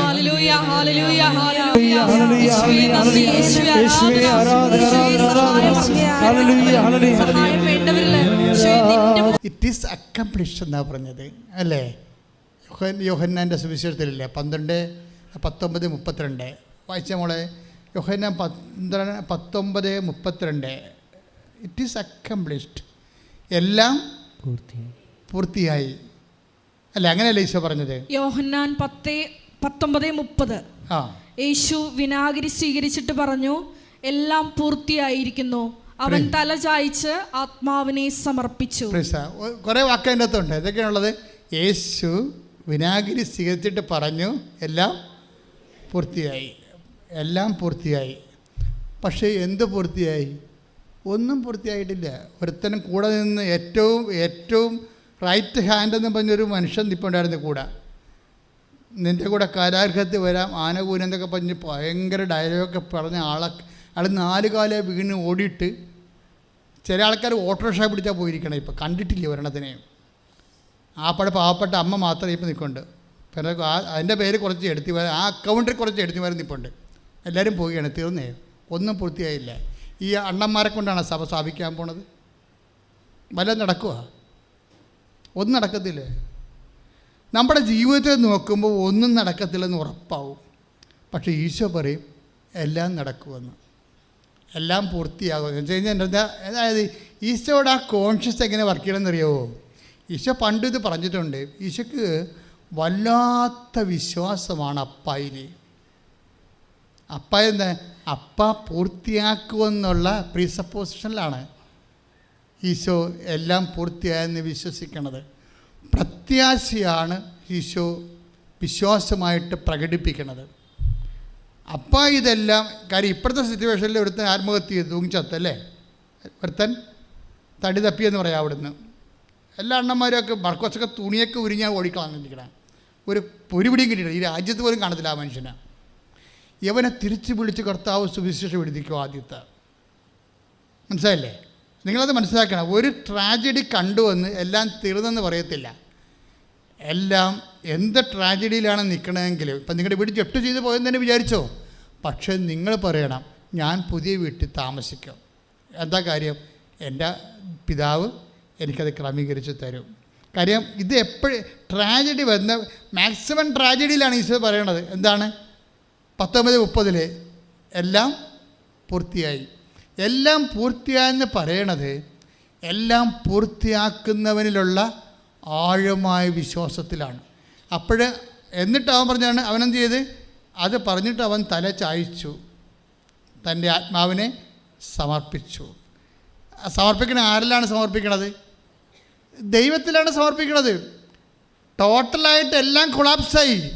എല്ലാം കൊളാപ്സാകുമ്പോഴും അവസാനത്തെ അൾട്ടിമേറ്റ് ഓപ്ഷൻ പോലെ പിതാവിൻ്റെ തൃക്കരങ്ങളിലേക്ക് എല്ലാം അലങ്കോലപ്പെട്ട് എല്ലാം ഛിന്ന ഭിന്നമായി നമ്മുടെ കയ്യിൽ നിന്ന് വിട്ടുപോകുമ്പോഴും അവസാനം ഈശോ എല്ലാം കൂടി സ്വരുക്കൂട്ടിക്കൊണ്ട് പിതാവിന് തിരുസ്ഥേനയിൽ സമർപ്പിക്കും. ആ വാക്കുകളെല്ലാം ഭയങ്കര ഇടിവെട്ട് വാക്കുകളാണ്. എന്ന് വെച്ച് കഴിഞ്ഞാൽ അതൊരു ഒരു ഭൂമിയിൽ ഒരു മനുഷ്യാവതാരത്തിന് ചെയ്യാവുന്ന മാക്സിമം വിശ്വാസമാണ്. ഈശോ പണ്ട് പറയുമായിരുന്നേ, നിങ്ങൾ ഈ കുർബാനയെക്കുറിച്ച് സ്ഥാപിച്ചപ്പോൾ ഈശോ പറയാറുണ്ട് 6:32 വായിച്ചേ. ശ്രുതികട്ടെ ശ്രുതികട്ടെ ശ്രുതികട്ടെ ശ്രുതികട്ടെ ഹല്ലേലൂയ. യോഹന്നാൻ 6:32. യേശു പറഞ്ഞു, ഞാൻ നിങ്ങളോട് പറയുന്നു, മോശയല്ല നിങ്ങൾക്ക് സ്വർഗത്തിൽ നിന്ന് അപ്പം തന്നത്, എൻ്റെ പിതാവാണ് സ്വർഗത്തിൽ നിന്ന് നിങ്ങൾക്ക് യഥാർത്ഥമായ അപ്പം തരുന്നത്. അതായത് നടന്ന ഒരു കാര്യമാണ്. അതിനെ അതായത് അതിൻ്റെ പോസ്റ്റ് റിപ്പോർട്ടിങ് നടക്കുമ്പോൾ പിതാവായ ദൈവമാണ് മന്ന അപ്പം കൊടുത്തത്. പണ്ട് സ്വർഗത്തിൽ നിന്ന് ആകാശത്ത് നിന്ന് അപ്പം കൊടുത്തത്. എന്നിട്ട് അത് മോശ തന്നതാണെന്നാണ് അവർ കരുതിയിരുന്നത്. എന്നിട്ട് ഈശോ പറയും, എൻ്റെ പിതാവാണ് നിങ്ങൾക്ക് അപ്പം തന്നത് എന്ന് പറഞ്ഞിട്ട് പിന്നീട് ട്വിസ്റ്റ് ചെയ്തിട്ട് പറയും, എൻ്റെ പിതാവാണ് യഥാർത്ഥത്തിലുള്ള അപ്പം തരുന്നതെന്ന് പറയും.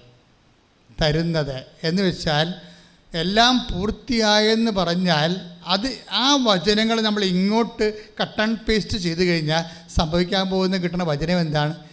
എല്ലാം ഒന്നും പൂർത്തിയായില്ലെങ്കിലും എൻ്റെ പിതാവ് എല്ലാം പൂർത്തിയാക്കും. ഈ വിശ്വാസത്തിൻ്റെ ഒരു ബയോളജി അതാണ്. വിശ്വാസത്തിൻ്റെ ഒരു ജീവശാസ്ത്രം ഇതെങ്ങനെയാണ് വർക്ക് ചെയ്യണത്. അല്ലെങ്കിൽ നമുക്ക് വേണേൽ കെമിസ്ട്രി എന്ന് വിളിക്കാം. വിശ്വാസത്തിൻ്റെ ഒരു കെമിസ്ട്രി അതാണ്. അതായത് ഒന്നും പൂർത്തിയാകുന്നില്ല, അലങ്കോലപ്പെട്ട് കിടക്കുകയാണ്. എന്നിട്ട് അതിലേക്ക് പിതാവിനെ കക്ഷി ചേർക്കും.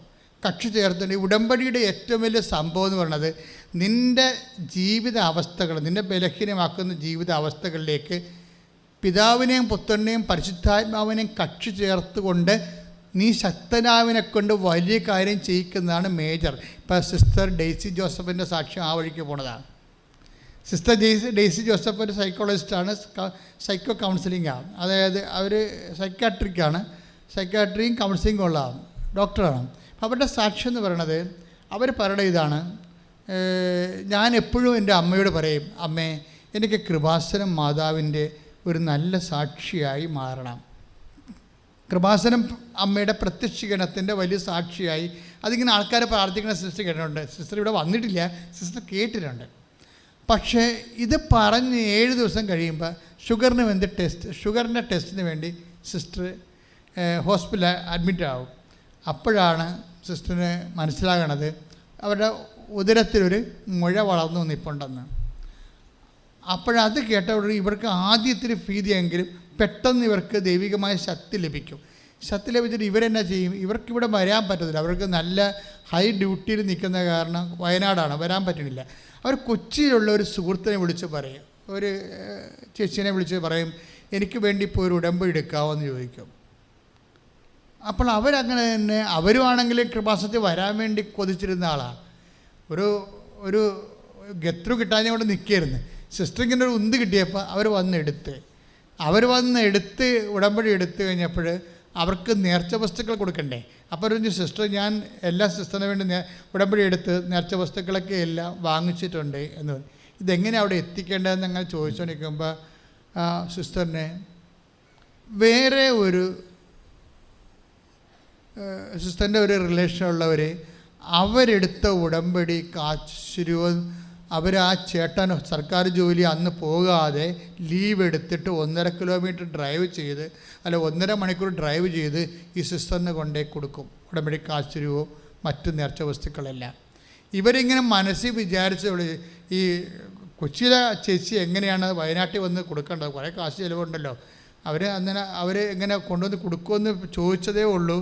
അവർക്ക് സിസ്റ്ററിന് മാതാവ് തന്നെ അത് എത്തിച്ച് കൊടുക്കും. എന്നിട്ട് ഇവർ ഇതും പിടിച്ചുകൊണ്ട് സ്കാൻ ചെയ്യാൻ പോകും.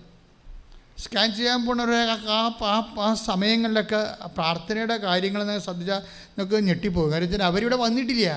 അവർക്കുള്ളത് എന്താണ്? അവർക്ക് വിശ്വാസമാണ് ഉള്ളത്, സ്നേഹത്തോടെയുള്ള വിശ്വാസമാണ്.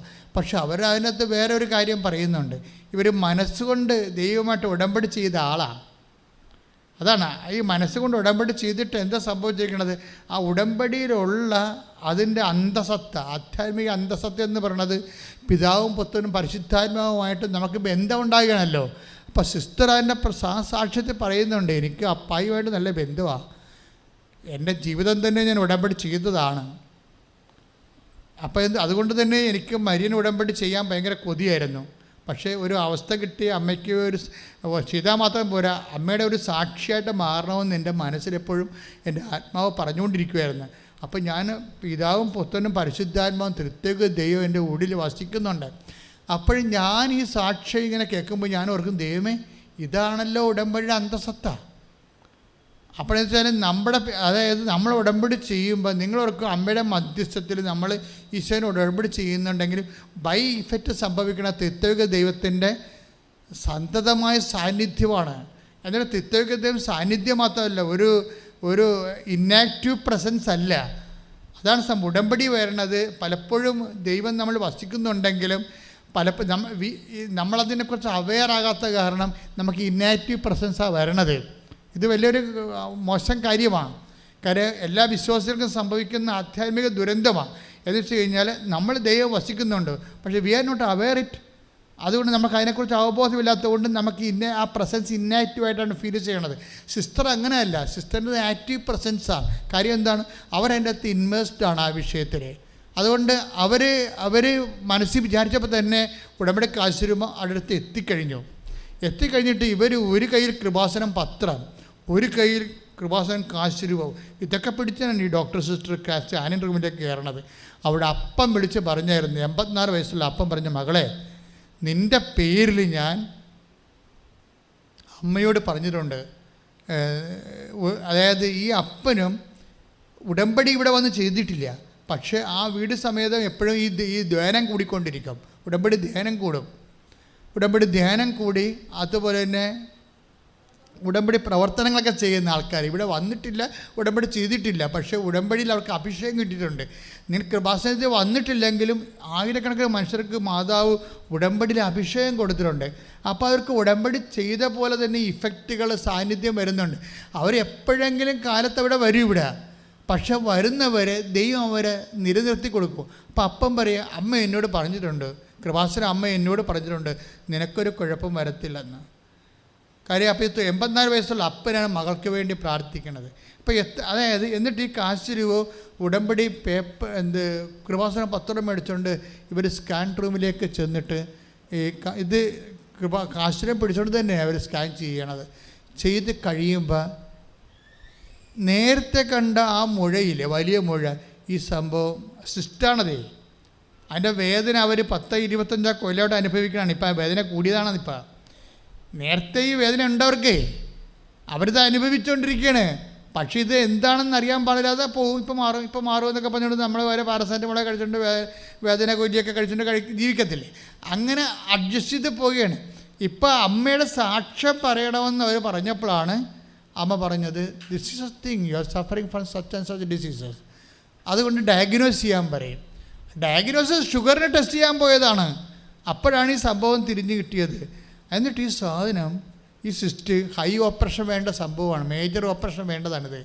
എന്നിട്ട് ഈ സംഭവം നിർത്തിക്കൊണ്ട് തന്നെ മായിച്ച് കളഞ്ഞ ദൈവം. മേജർ ഓപ്പറേഷൻ പിസ് ചെയ്യുമ്പോൾ സിസ്റ്റർ പറയും, ഇല്ല എനിക്ക് ഓപ്പറേഷൻ വേണ്ട സിസ്റ്ററെ. അപ്പോൾ ഇനി ഓപ്പറേഷന് കാണാം അല്ലേ സിസ്റ്റർ എന്ന് പറഞ്ഞുകൊണ്ട് ഡോക്ടർ നേരത്തെ വിട്ടതാണ്. പക്ഷേ ഇവർ ചിരിച്ചുകൊണ്ട് ഡോക്ടറിനോട് പറയും, ഡോക്ടറെ ഓപ്പറേഷൻ വേണ്ടി വരത്തില്ല, അമ്മ എന്നെ ഏറ്റെടുത്തോളാം എന്ന് പറയും. ഈ സിസ്റ്റം കേൾക്കുമ്പോൾ, നമ്മളിത് കേൾക്കുമ്പോൾ തന്നെ തിരിച്ചു പറയാൻ കഴിയണം. എന്നാൽ ശരി ഡോക്ടറെ, ഓപ്പറേഷൻ എങ്കിൽ ഓപ്പറേഷൻ ചെയ്യും, അതാണ് നിശ്ചയിച്ചേക്കാൻ വന്നേക്കാമെന്ന് പറഞ്ഞില്ല. അങ്ങനെ പറയണമല്ല ആൾക്കാർ ചെയ്യണം. ഇതങ്ങനെയല്ല. സിസ്റ്റർ പറയും, ഞാൻ വരത്തില്ല, അമ്മ ഇത് ഏറ്റെടുക്കും, കൃപാസന അമ്മ ഇത് ഏറ്റെടുക്കുമെന്ന് പറയും. എന്നിട്ടാണ് ഇവർ ഈ കാശുരം പിടിച്ചുകൊണ്ട് സ്കാൻ ചെയ്യുമ്പോൾ ഈ 25 കൊല്ലം ഉണ്ടായ സാധനത്തെ കാണാനില്ല. അതാണ് ഈ വലിയ കാര്യങ്ങളെന്ന് പറയുന്നത്, മേജർ ഡ്യൂട്ടി. ഞാൻ എപ്പോഴും പറയും, 25 കൊല്ലം പഴക്കമുള്ള രോഗമാണ് ഇത്, മേജർ ഡ്യൂട്ടി അല്ലേ, മേജർ ഡ്യൂട്ടി എന്ന് പറയും ഉടമ്പടി ഭാഷയിൽ. അതെന്താണ്? അത് ലൂക്ക 1:49 ശക്തനായവൻ എനിക്ക് വലിയ കാര്യങ്ങൾ. പക്ഷേ ഈ വലിയ കാര്യങ്ങൾ ചെയ്യണമെങ്കിൽ എന്ത് ചെയ്യണം? ശക്തനാകണം അല്ലേ? ദൈവം ശക്തനാണ്, പക്ഷെ നമുക്ക് we are not feeling it. അവിടെയാണ് നമ്മുടെ പ്രോബ്ലം. ദൈവം ശക്തനാണ്, പക്ഷേ ആർക്കാണിത് ഫീൽ ചെയ്യണത്? ആർക്കാണ് ഫീൽ ചെയ്യണത്? ദൈവത്തിൻ്റെ ശക്തി പ്രകടിപ്പിക്കാൻ പറ്റുന്ന ഒരു ഫോർമാറ്റിലേക്ക് നമ്മൾ വരണം. എങ്ങനെയാണ് വരണത്? അവിടുന്ന് തൻ്റെ ദാസിയുടെ വിനീത അവസ്ഥ തൃക്കൺ പാർത്തു. അതിനെ കൂടെ കൂട്ടി വായിക്കേണ്ട സംഭവമാണത്. ലൂക്ക 1:48 വായിച്ചേ. ശ്രുതികട്ടെ. തന്റെ ദാസിയുടെ താഴ്മയെ കടാക്ഷിച്ചു. ലൂക്ക 1:48 തിരിച്ചു വായിച്ചു, കൂടുതൽ വായിച്ചു അങ്ങോട്ട്. മറിയം പറഞ്ഞു, ലൂക്ക 1:46 മുതൽ, മറിയം പറഞ്ഞു, എൻ്റെ ആത്മാവ് കർത്താവിനെ മഹത്വപ്പെടുത്തുന്നു, എൻ്റെ ചിത്തം രക്ഷകനായ ദൈവത്തിൽ ആനന്ദിക്കുന്നു. അവിടുന്ന് തൻ്റെ ദാസിയുടെ താഴ്മയെ കടാക്ഷിച്ചു. ഇപ്പോൾ മുതൽ സകല തലമുറകളും എന്നെ ഭാഗ്യവതി എന്ന് പ്രകീർത്തിക്കും. ശക്തനായവൻ എനിക്ക് വലിയ കാര്യങ്ങൾ ചെയ്തിരിക്കുന്നു. മനസ്സിലായില്ലേ? അപ്പം ശക്തൻ്റെ വലിയ കാര്യങ്ങളാണ് ഉടമ്പടിയിലെ മേജർ മിറക്കിൾസ്. പക്ഷേ ഇത് എന്തുമായിട്ടാണ് ലിങ്ക് ചെയ്തിരിക്കുന്നത്? അവിടുന്ന് തൻ്റെ ദാസിയുടെ വിനീതാവസ്ഥ തെക്കൻ പാർത്തു. അതാണ് സംഭവം. അതായത് നമ്മുടെ എളിമ അല്ലേ, അഹങ്കാരം, മുൻകോപം, കലഹം, ഭിന്നത, വാശി, വൈരാഗ്യം, മത്സരം, ഈ ജഡിക സംഭവങ്ങളെല്ലാം ഉടമ്പടിയിൽ ഉടച്ചു വാർക്കേണ്ടി വരും. മനസ്സിലായില്ലേ? ദൈവത്തിൻ്റെ ശക്തി, ശക്തനായ എനിക്ക് വലിയ കാര്യങ്ങൾ ചെയ്യണില്ലേ? അപ്പോൾ ദൈവത്തിൻ്റെ ശക്തി നമുക്ക് പ്രകടമാകണമെന്നുണ്ടെങ്കിൽ ദൈവത്തിൻ്റെ ശക്തി പ്രകടമാകുന്ന ഒരു മാനസിക ആത്മീയ അവസ്ഥ നമ്മൾ പുനഃക്രിയേറ്റ് ചെയ്യണം. അവിടെയാണ് ഉടമ്പടി അനുതാപത്തിലേക്ക് നിങ്ങളെ കൊണ്ടുവരുന്നത്. 2 ആഴ്ച കൂടുമ്പോൾ കുമ്പസാരിക്കണം എന്നൊക്കെ പറയത്തില്ലേ? അതിൻ്റെ ഉദ്ദേശം കത്തോലിക്കരാണെങ്കിൽ അങ്ങനെ ചെയ്യണം. എന്താ ഉദ്ദേശിക്കണമെന്ന് ചോദിച്ചാൽ, നമ്മൾ സാധാരണ നിങ്ങളുടെ കുമ്പസാരം പോലെ ലൈറ്റ് കുമ്പസാരമല്ല ഉദ്ദേശിക്കുന്നത്. അതായത് ഈ ശക്തനായവനെ കൊണ്ട് വലിയ കാര്യങ്ങൾ ചെയ്യാൻ പറ്റുന്ന രീതിയിൽ നമ്മൾ എളിമപ്പെടുത്തുന്ന ഒരു നടപടിക്രമമായിട്ട് നിങ്ങളുടെ കൺഫെഷൻ ഏറ്റുപറച്ചിൽ വരണം. അതുകൊണ്ട് നിങ്ങൾ സംസാരിക്കാത്ത വ്യക്തികളുണ്ടാകാം. ചിലപ്പോൾ അവരുടെ കയ്യിലായിരിക്കും കുഴപ്പം. അവരുടെ കയ്യിലാണ് കുഴപ്പമെന്ന് കർത്താവിനോട് നമുക്ക് പറയാൻ പറ്റത്തില്ല. ഭർത്താവിനോട് പറയാൻ പറ്റും, പക്ഷെ കർത്താവ് ചില സാധനം ഏറ്റെടുക്കത്തില്ല. കാര്യം എന്താണെന്ന് വെച്ച് കഴിഞ്ഞാൽ 5:23 മത്തായി 5:21 വായിച്ചേ. ശ്രുതികട്ടെ.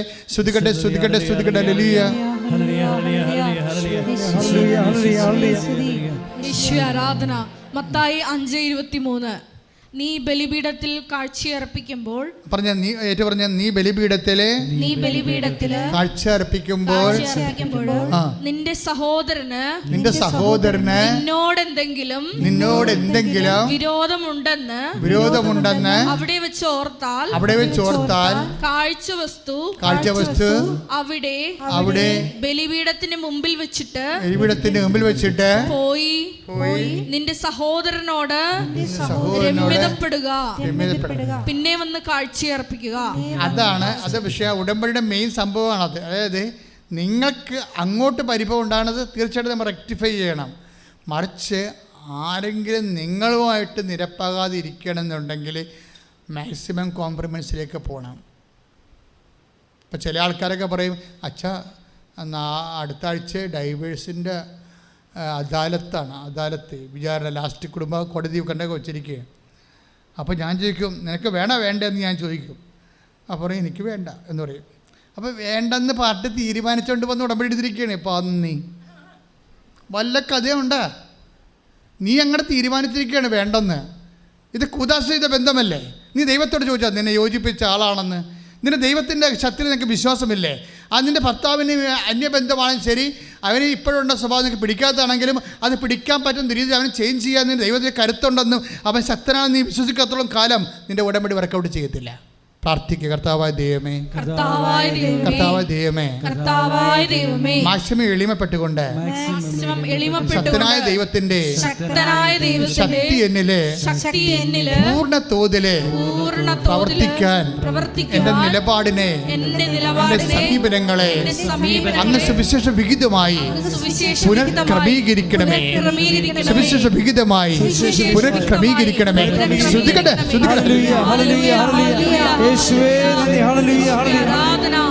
ശക്തനായ ദൈവം വൻകാര്യങ്ങൾ ചെയ്യാൻ സർവശക്തിയോടെ എഴുന്നള്ളുകയാ. ശക്തനായ ദൈവം വൻകാര്യങ്ങൾ ചെയ്യാൻ സർവശക്തിയോടെ എഴുന്നള്ളുകയാ. എന്തൊരാനന്ദം, എന്തൊരാനന്ദം അമ്മ മേരിയൊപ്പം ആരാധിക്കുമ്പോൾ. പരിശുദ്ധ പരമദിവ്യകാരുണ്യത്തിന് ആരാധനയും സ്തുതിയും പുകഴ്ചയും ഉണ്ടായിരിക്കട്ടെ. എൻ്റെ മക്കളെ, എന്താ പ്രശ്നത്തിൽ ഉടമ്പടിയിൽ ഇപ്പം നമ്മൾ നേരത്തെ കണ്ടത് ഹെവി ഡ്യൂട്ടിയാണ് അല്ലേ? സത്യനായവനെ കൊണ്ട് മേജർ ഡ്യൂട്ടി, വലിയ കാര്യങ്ങൾ ചെയ്യിക്കാൻ പറ്റുന്നു. അതുപോലെ തന്നെ ടൈം ഷോർട്ടനിങ് ഉണ്ട്. ഉടമ്പടിയുടെ പ്രധാനപ്പെട്ട ഫീച്ചറാണ് ടൈം ഷോർട്ടനിങ്. ടൈം ഷോർട്ടനിങ് എന്ന് പറഞ്ഞാൽ എന്താണ്? സമയ ചുരുക്കം. അതെ, 10 കൊല്ലത്തെ ഗ്യാപ്പ് ഉണ്ടെങ്കിലും, കരിയർ ഗ്യാപ്പ് ഉണ്ടെങ്കിലും, എഡ്യൂക്കേഷൻ ഗ്യാപ്പ് ഉണ്ടെങ്കിലും, നിനക്ക് രക്ഷപ്പെടാൻ മാർഗ്ഗമില്ലെന്നുണ്ടെങ്കിലും അമ്മ വിചാരിച്ചാൽ നിന്നെ ടൈം ഷോർട്ട് ചെയ്ത് തരും. ഈ ജന്മത്തിൽ നടക്കാത്ത കാര്യമാണെങ്കിലും അമ്മ വിചാരിച്ചാൽ നിൻ്റെ ടൈം ഷോർട്ട് ചെയ്യും. ടൈം ഷോർട്ടനിങ് ഇതിൻ്റെ മെയിൻ സംഭവമാണ്. അത് ഇപ്പോൾ ഈ വിസയുടെ കാര്യമില്ല. ഈ വിസ ഇപ്പോൾ നമ്മളുടെ നേരത്തെ പറഞ്ഞ ടോമിക്ക് കിട്ടിയ വിസ ഇല്ലേ, അവർ എന്തിനാ വിസ? എൻജിനീയറിംഗ് ആണ്. എൻജിനീയറിങ്ങിൻ്റെ ബിടെക് കഴിഞ്ഞിട്ട് എംടെക് വിദേശ രാജ്യത്തേക്കുള്ളതാണ്. അവർക്കാണ് കരിയർ ഗ്യാപ്പ് വന്നിരിക്കുന്നത്. അപ്പോൾ കരിയർ ഗ്യാപ്പ് വന്ന ഒരു വ്യക്തിക്ക് വിദേശ രാജ്യത്ത് 8 കൊല്ലത്തിന് ശേഷം എംടെക് ഡിഗ്രി UK നിന്ന് എടുക്കണമെങ്കിൽ നടക്കാത്ത കാര്യമാണ്. അതിൻ്റെ വിസ പ്രോസസ്സിങ്ങിന് എങ്ങനെയായാലും 1.5 കൊല്ലം എടുക്കും. അതാണ് 1.5 മാസത്തിനുള്ളിൽ ടൈം ഷോർട്ടനിങ് വന്നിരിക്കുന്നത്. ടൈം ഷോർട്ടനിങ് റിയയുടെ കാര്യത്തിൽ ഈ ടൈം ഷോർട്ടനിങ് വന്നില്ലേ? എങ്ങനെ ടൈം ഷോർട്ടനിങ് വരണമെന്ന് വെച്ചാൽ, റിയ ശരിക്കും ഒരു അനുതാപത്തിൻ്റെ ലൈഫാണ് ഫോളോ ചെയ്യണത്. കാര്യം ഉടമ്പടി ടൈം ഷോർട്ടിൻ്റെ കണ്ടൻറ്റ് 2 ഫോർമുലയിലാണ് ഉടമ്പടി ടൈം ഷോർട്ടനിങ് സംഭവിക്കുന്നത്. ചുമ്മാ ഉടമ്പടി എടുത്തും പോയി ചില ആൾക്കാർ യുദാസിൻ്റെ പെട്ടിൽ ചില മണ്ണന്മാർ ഇവിടെ വരുവേ, അതായത് ഇവിടുന്ന് എഴുതിയിട്ടും പോകും. ഇതിൻ്റെ ആവശ്യമൊന്നുമില്ല. ഇതൊക്കെ ഇവിടെ കറങ്ങി നടക്കും, കുറേ സമയം പോകും. വേണ്ടല്ല, എഴുതിയിട്ടൊക്കെ എൻ്റെ മകളെ കെട്ടിച്ചിട്ടില്ല, അതേ കിടക്കും. കൊണ്ടുവന്ന് ആ വലിയ സ്റ്റീൽ പെട്ടിട്ടും പോയിരിക്കുകയാണ്. ഇങ്ങനെ കുറേ ബ്രാൻഡഡ് കാണ്ടാമൃഗങ്ങളുണ്ട്. എന്നുവെച്ചാൽ ഒരു ബുദ്ധിയും ബോധമില്ലാത്ത എന്താണെന്ന് എന്നെക്കുറിച്ച് അറിയാൻ പറ്റും. ഇവർ ഓർക്കണം ഇങ്ങനെ സാധനം എഴുതിയിടുമ്പോൾ ഒക്കുന്ന. അതായത് എങ്ങനെ ഈ ടൈം ഷോർട്ടിങ് നടക്കണം എന്തുകൊണ്ടാണ്? എന്താണ് ഈ ടൈം ഷോർട്ടിങ് നടക്കുന്നത്? ടൈം ഷോർട്ടിങ് 2 കാര്യങ്ങളാണ്. സമയം ആയില്ലെന്നല്ലേ അമ്മയോട് ഈശോ പറയണത് അല്ലേ? അവർക്ക് വീഞ്ഞില്ല എന്ന് പറയുമ്പോൾ എന്താ പറയണത്? എൻ്റെ സമയം ആയിട്ടില്ലെന്ന് പറയും. 1.5 കൊല്ലമുണ്ട്, ഇതിൻ്റെ പിസ്സ പ്രോസസ്സിങ് 1.5 കൊല്ലമുണ്ട്, സമയമായിട്ടില്ലെന്ന് പറയും. അതാണ് ഈ 1.5 മാസം കൊണ്ട് സെറ്റാകണത്. എങ്ങനെയാണ് സെറ്റാകണത്? ഒന്നാമത്തെ കാര്യം, സമയമായില്ല എന്ന് പറയുമ്പോൾ ആകാത്ത സമയം ആക്കിയെടുക്കാൻ വേണ്ടി അമ്മയ്ക്ക് കൊടുത്തിരിക്കുന്ന ഫോർമുല എന്താണ്? അവൻ പറയണ പോലെ ചെയ്യുക. അതാണ് സംഭവം. ഉടമ്പടി എടുക്കുക എന്നാണ്. ഉടമ്പടിയുടെ ബേസിക്കായിട്ട് ടൈം ഷോർട്ടനിങ്ങിൻ്റെ പ്രെയറാണ്. പക്ഷേ അതിൻ്റെ അകത്തുള്ളിൽ വേറൊരു സോഫ്റ്റ്വെയർ ഇരിപ്പുണ്ട്. പിന്നെയും ടൈം ഷോർട്ട് ചെയ്യണം. അതെന്താ? ഷാർപ്പ് ചെയ്യണം. അവരെ ഡേറ്റ് ഇട്ട് പ്രാർത്ഥനയ്ക്ക് അങ്ങനെ വന്നതാണ്. അതായത് 18-ാം തീയതി പറഞ്ഞിട്ട് 18-ാം തീയതി തന്നെ നിങ്ങളുടെ ഡേറ്റിലേക്ക് സാധനം കൊണ്ടുപോകുന്നത് എന്താണ്? അതിൻ്റെ അകത്ത് വന്നിരിക്കുന്ന സംഭവം അനുതാപമാണ്. അനുദപിച്ചാൽ അപ്പോൾ അനുതാപമല്ലേ ടൈം ഷോട്ടിങ്. നാളെ നിങ്ങളുടെ ഇടയിൽ കർത്താവ് അത്ഭുതം പ്രവർത്തിക്കും അല്ലേ? ജോഷുവയുടെ പുസ്തകത്തിലെ എന്താ പറയണത്? നിങ്ങൾ അനുദപിക്കുക, പശ്ചാത്തപിക്കുക, നാളെ നിങ്ങളുടെ ഇടയിൽ കർത്താവ് അത്ഭുതം പ്രവർത്തിക്കും. അത് പഴയ നിയമമാണ്. ഈശോ പാപത്തിന് പരിഹാരം ചെയ്യാൻ മനുഷ്യാവതാരത്തിന് മുമ്പുള്ള കഥയാണ്. മനുഷ്യാവതാരത്തിന് മുമ്പുള്ള കഥ അവൻ തൻ്റെ ജനങ്ങളെ അവിടെ പാപങ്ങളിൽ നിന്ന് മോചിക്കുന്ന മനുഷ്യാവതാരത്തിന് only single cause the remission of the world and sin. പാപത്തിൻ്റെ മോചനം മാത്രമാണ് മനുഷ്യാവതാരത്തിൻ്റെ അൾട്ടിമേറ്റ് ആയിട്ടുള്ള എയിം. മനുഷ്യാവതാരത്തിൻ്റെ അൾട്ടിമേറ്റ് ദൈവാനുഗ്രഹത്തിൻ്റെ ഷോർട്ടണിങ്, സമയം ഷോർട്ട് ചെയ്യുന്നതും എല്ലാം പാപത്തിൻ്റെ റിമിഷനിലൂടെ സംഭവിക്കുന്ന ഒരു പ്രോസസ്സാണ്. എന്ന് വെച്ച് കഴിഞ്ഞാൽ ഇതൊന്ന് തിരിച്ചിട്ട് കഴിഞ്ഞാൽ എന്താ സംഭവിക്കണമെന്ന് അറിയാവോ? നമ്മൾ സിൻഫുൾ ആകുന്തോറും നമ്മുടെ വിഷയങ്ങൾ താമസിച്ച് പോകും. മനസ്സിലായോ? അതായത് ഇപ്പോഴ് ജോഷുവ എത്രയാണ് വായിച്ചോളൂ? ജോഷുവ 3:5. ജോഷുവ 3:5. നിങ്ങൾ പശ്ചാത്തപിക്കുവിൻ. പറഞ്ഞേ. നിങ്ങളെ തന്നെ ശുദ്ധീകരിക്കുവിൻ. നിങ്ങളെ തന്നെ ശുദ്ധീകരിക്കുവിൻ. നാളെ നിങ്ങളുടെ ഇടയിൽ കർത്താവ് അത്ഭുതങ്ങൾ പ്രവർത്തിക്കും. ഇവിടെ 2-3 പ്രശ്നമാണ്. കർത്താവ് അത്ഭുതങ്ങൾ പ്രവർത്തിക്കുന്നതാണ്. പക്ഷെ എപ്പോഴാണ്? നാളെയാണ്, ഇന്നല്ല. മനസ്സിലായില്ലേ? മനുഷ്യാവതാരത്തിന് മുമ്പുള്ള കഥ ഇങ്ങനെയാണ്. പക്ഷെ മനുഷ്യാവതാരം സംഭവിച്ചു കഴിഞ്ഞാൽ, മനുഷ്യാവതാരം എന്താ സംഭവിച്ചിരിക്കുന്നത്? മനുഷ്യാവതാരത്തിൻ്റെ അൾട്ടിമേറ്റ് എയിം എന്താണ്? എന്തുകൊണ്ടാണ് അമ്മയോട് മാലാഖ എന്താ പറയണത്? അവൻ തൻ്റെ ജനങ്ങളെ അവരുടെ പാപങ്ങളിൽ നിന്ന് മോചിക്കും. യേശുക്രിസ്തുവിൻ്റെ പേരിൽ ഇവിടെ കോളേജുണ്ടായാലും, വിപ്ലവങ്ങളുണ്ടായാലും, സമരങ്ങളുണ്ടായാലും, വലിയ യൂണിവേഴ്സിറ്റികളുണ്ടായാലും, പാപങ്ങളിൽ നിന്ന് മോചിപ്പിക്കാൻ വേണ്ടി സഭയ്ക്ക് അൾട്ടിമേറ്റായിട്ടുള്ള മിഷൻ ഏറ്റെടുക്കാടത്തോളം കാലം സഭ മിക്കവാറും പിരിച്ചിടേണ്ടി വരും. കാര്യം സഭയുടെ ലക്ഷ്യം തന്നെ എന്താ? ജനങ്ങളെ വിശുദ്ധീകരിക്കേണ്ടതാണ്. എന്തുകൊണ്ടാണ് സെയിൻസ്? നിങ്ങൾ പറയും എന്തുകൊണ്ട് ഇത്രയും സെയിൻസൊക്കെ ഉണ്ടാകണമെന്ന്. സെയിൻസ് എന്ന സഭ സ്വഭാവത്തിൽ തന്നെ വിശുദ്ധമാണ്. സഭ ശ്ലൈകികമാണ്. അതെന്ന് പറഞ്ഞാൽ സഭയുടെ ബേസിക് തന്നെ അതിൻ്റെ ലക്ഷ്യവും എല്ലാം മനുഷ്യൻ്റെ വിശുദ്ധീകരണമാണ്. വിശുദ്ധീകരണം കൊണ്ട് ഉദ്ദേശിക്കണത് എന്താ? വിശുദ്ധീകരണം ഈ ഉടമ്പടിയുടെ ഒരു ലക്ഷ്യമാണ്. ഇപ്പം നമുക്ക് സക്കറിയാസിൻ്റെ ലേഖനത്തിൽ മക്കളെ സ്തുതിക്കട്ടെ ഹല്ലേലൂയ, സ്തുതിക്കട്ടെ ഹല്ലേലൂയ.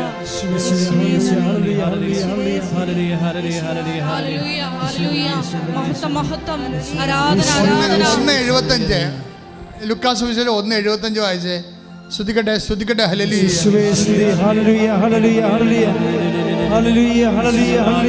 ലൂക്ക 1:75. പരിശുദ്ധിയിലും നീതിയിലും എപ്പോഴും അവിടുത്തെ മുമ്പിൽ ശുശ്രൂഷ ചെയ്യാൻ വേണ്ട അനുഗ്രഹം നമുക്ക് നൽകാനുമായിട്ടാണ് ഇത്. ഏത്? അതാ പ്രശ്നം. ഒന്നിന് വായിച്ചേ. ലുക്ക 1:75 ഒന്നിന് വായിച്ചേ. പരിശുദ്ധിയിലും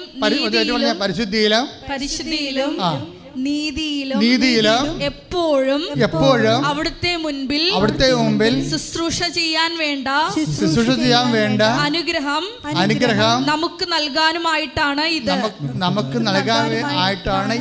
ഇതെന്ന് വെച്ചാൽ ഏതാണ്? 72 വായിച്ചേ. ലുക്ക 1:72.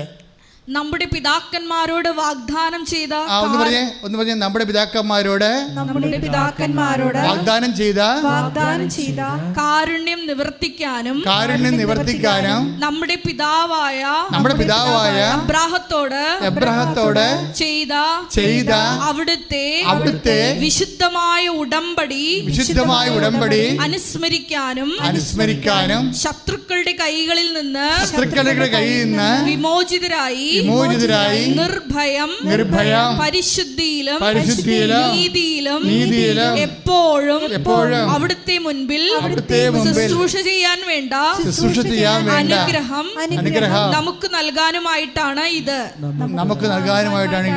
അതായത് ഉടമ്പടിയോട് ചേർന്ന് വരുന്ന എല്ലാ വിഷയങ്ങളും ദൈവം ഉടമ്പടി ചെയ്യത്തുള്ളൂ. ബാക്കി എല്ലാ ദൈവികമായ നടപടിക്രമങ്ങളും ഉടമ്പടിയുടെ ഭാഗമായിട്ട് വരുന്നതാണ്. സ്നാപകയോഹന്നാൻ്റെ ജനനം വരെ ഉടമ്പടിയുടെ ഭാഗമാണ്. അതാണ് ഇതെന്നൊക്കെ പറഞ്ഞത്. സക്കറിയ അപ്പനാണ്, അവൻ്റെ ജനനത്തെക്കുറിച്ച് പറയണതാണ്. എന്ന് വെച്ച് കഴിഞ്ഞാൽ ദൈവം നമ്മൾക്ക് ചെയ്യുന്ന എല്ലാ കാര്യങ്ങളും ദൈവികമായ ഉടമ്പടിയുടെ പറയണല്ല. ഉടമ്പടി അമ്മയാണല്ലോ ഉടമ്പടി ചെയ്തിരിക്കണതാണല്ലോ ഈശോനെ കിട്ടാൻ കാര്യം. ഇവർ ഉടമ്പടിയുടെ മാതാവല്ലേ. അമ്മ പിതാവായ ദൈവത്തോട് ചെയ്ത ഉടമ്പടിയുടെ ഭാഗമായിട്ടാണ് നമുക്ക് ഈശോനെ കിട്ടണത്.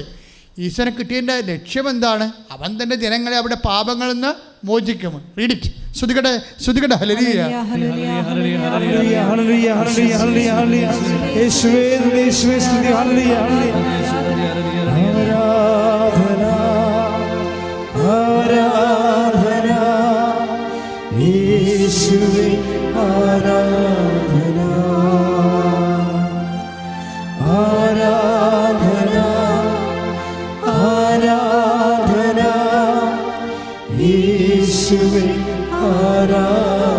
പരിശുദ്ധ പരമ ദിവ്യകാരുണ്യത്തിന്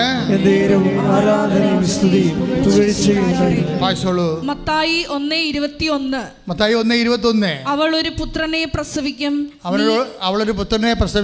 നീ അവന് യേശു എന്ന് പേരിടണം. എന്തെന്നാൽ അവൻ തന്റെ ജനത്തെ അവരുടെ പാപങ്ങളിൽ നിന്ന് മോചിപ്പിക്കും. അവൻ തന്റെ ജനത്തെ അവരുടെ പാപങ്ങളിൽ നിന്ന് മോചിപ്പിക്കും. മനുഷ്യാവതാരത്തിന്റെ അൾട്ടിമേറ്റ് ഓപ്ഷൻ, അടിസ്ഥാന ലക്ഷ്യം എന്താണ്? പാപമോചനമാണ്. അതുകൊണ്ടാണ് സക്കറിയ പറയണത് 1:75 എന്താ പറഞ്ഞത്? സക്കറിയ സ്തുതിക്കട്ടെ ഹല്ലേലൂയ.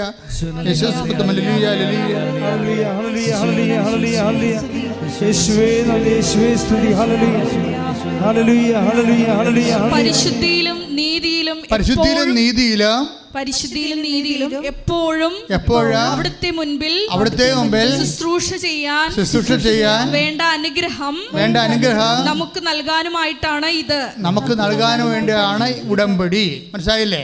അപ്പോൾ പരിശുദ്ധിയിലും നീതിയിലും നമ്മൾ ശുശ്രൂഷ ചെയ്യാൻ വേണ്ടിയാണ് ഉടമ്പടി കാലം എന്ന് പറയുമ്പോൾ നിങ്ങളുടെ അനുതാപം എന്ന് പറയണത് it is not a name.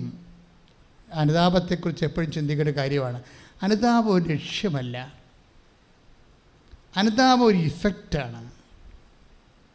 എന്താണ് ഇഫക്റ്റ് എന്ന് പറയണത്? ദൈവസ്നേഹം നിങ്ങൾ നിറയുമ്പോൾ ഓട്ടോമാറ്റിക്കായിട്ട് ഉണ്ടാകുന്ന കാര്യമാണ് അനുതാപം. മനസ്സിലായോ? ദൈവസ്നേഹമാണ് നിങ്ങൾക്ക് അനുതാപം ഉണ്ടാകുന്നത്. അപ്പോൾ നിങ്ങൾ ചെയ്യേണ്ടത് എന്താണ്? ദൈവസ്നേഹം വർദ്ധിക്കാൻ വേണ്ടി ഇപ്പോൾ കറണ്ടില്ലാതെ കാറ്റില്ല, വെളിച്ചമില്ല, ഇല്ലേ? ഇപ്പോൾ വെളിച്ചമായാലും കറണ്ട് കാറ്റായാലും നമുക്ക് വേണമെങ്കിൽ എന്ത് വേണം?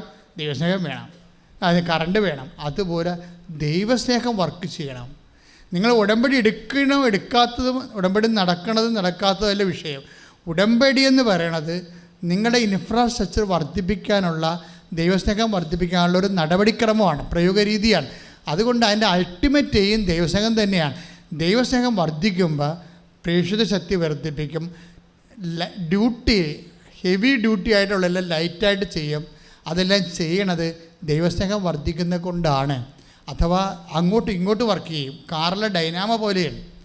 ആദ്യം നമുക്ക് കാർ സ്റ്റാർട്ട് ചെയ്യാൻ ഡൈനാമോ സഹായിക്കും. പിന്നീട് ഡൈനാമോയിൽ നിന്ന് കറണ്ട് എടുത്തിട്ട് നമ്മൾ കാറിൽ സ്റ്റാർട്ട് ചെയ്യും. കാർ കറങ്ങിത്തീരുമ്പോൾ അതിൻ്റെ ജനറേഷനിൽ നിന്ന് ഡൈനാമോയിലേക്ക് വീണ്ടും റീചാർജ് ചെയ്യുകയും ചെയ്യും. ഇതുപോലെ നമുക്കുള്ള ദൈവസ്നേഹം കൊണ്ട് നമ്മൾ ഉടമ്പടി ചെയ്യുമ്പോൾ അതിൻ്റെ അകത്തുണ്ടാകുന്ന ഉപവിപ്രവർത്തനങ്ങൾ കൊണ്ട് വീണ്ടും ദൈവസംഘം നമ്മൾ തിരിച്ചു നിറയും. അപ്പോൾ ഇത് വളരെ ഈ പ്രക്രിയ കൃത്യമായിട്ട് മനസ്സിലാക്കണം. കാര്യം ഉടമ്പടി ബേസ്ഡായിട്ട് ദൈവം എല്ലാം ചെയ്യത്തുള്ളൂ. അമ്മ തന്നെ പറഞ്ഞത് ലുക്ക 1:55 വായിച്ചേ. ശ്രുതികട്ടെ ശ്രുതികട്ടെ ശ്രുതികട്ടെ ശ്രുതികട്ടെ ശ്രുതികട്ടെ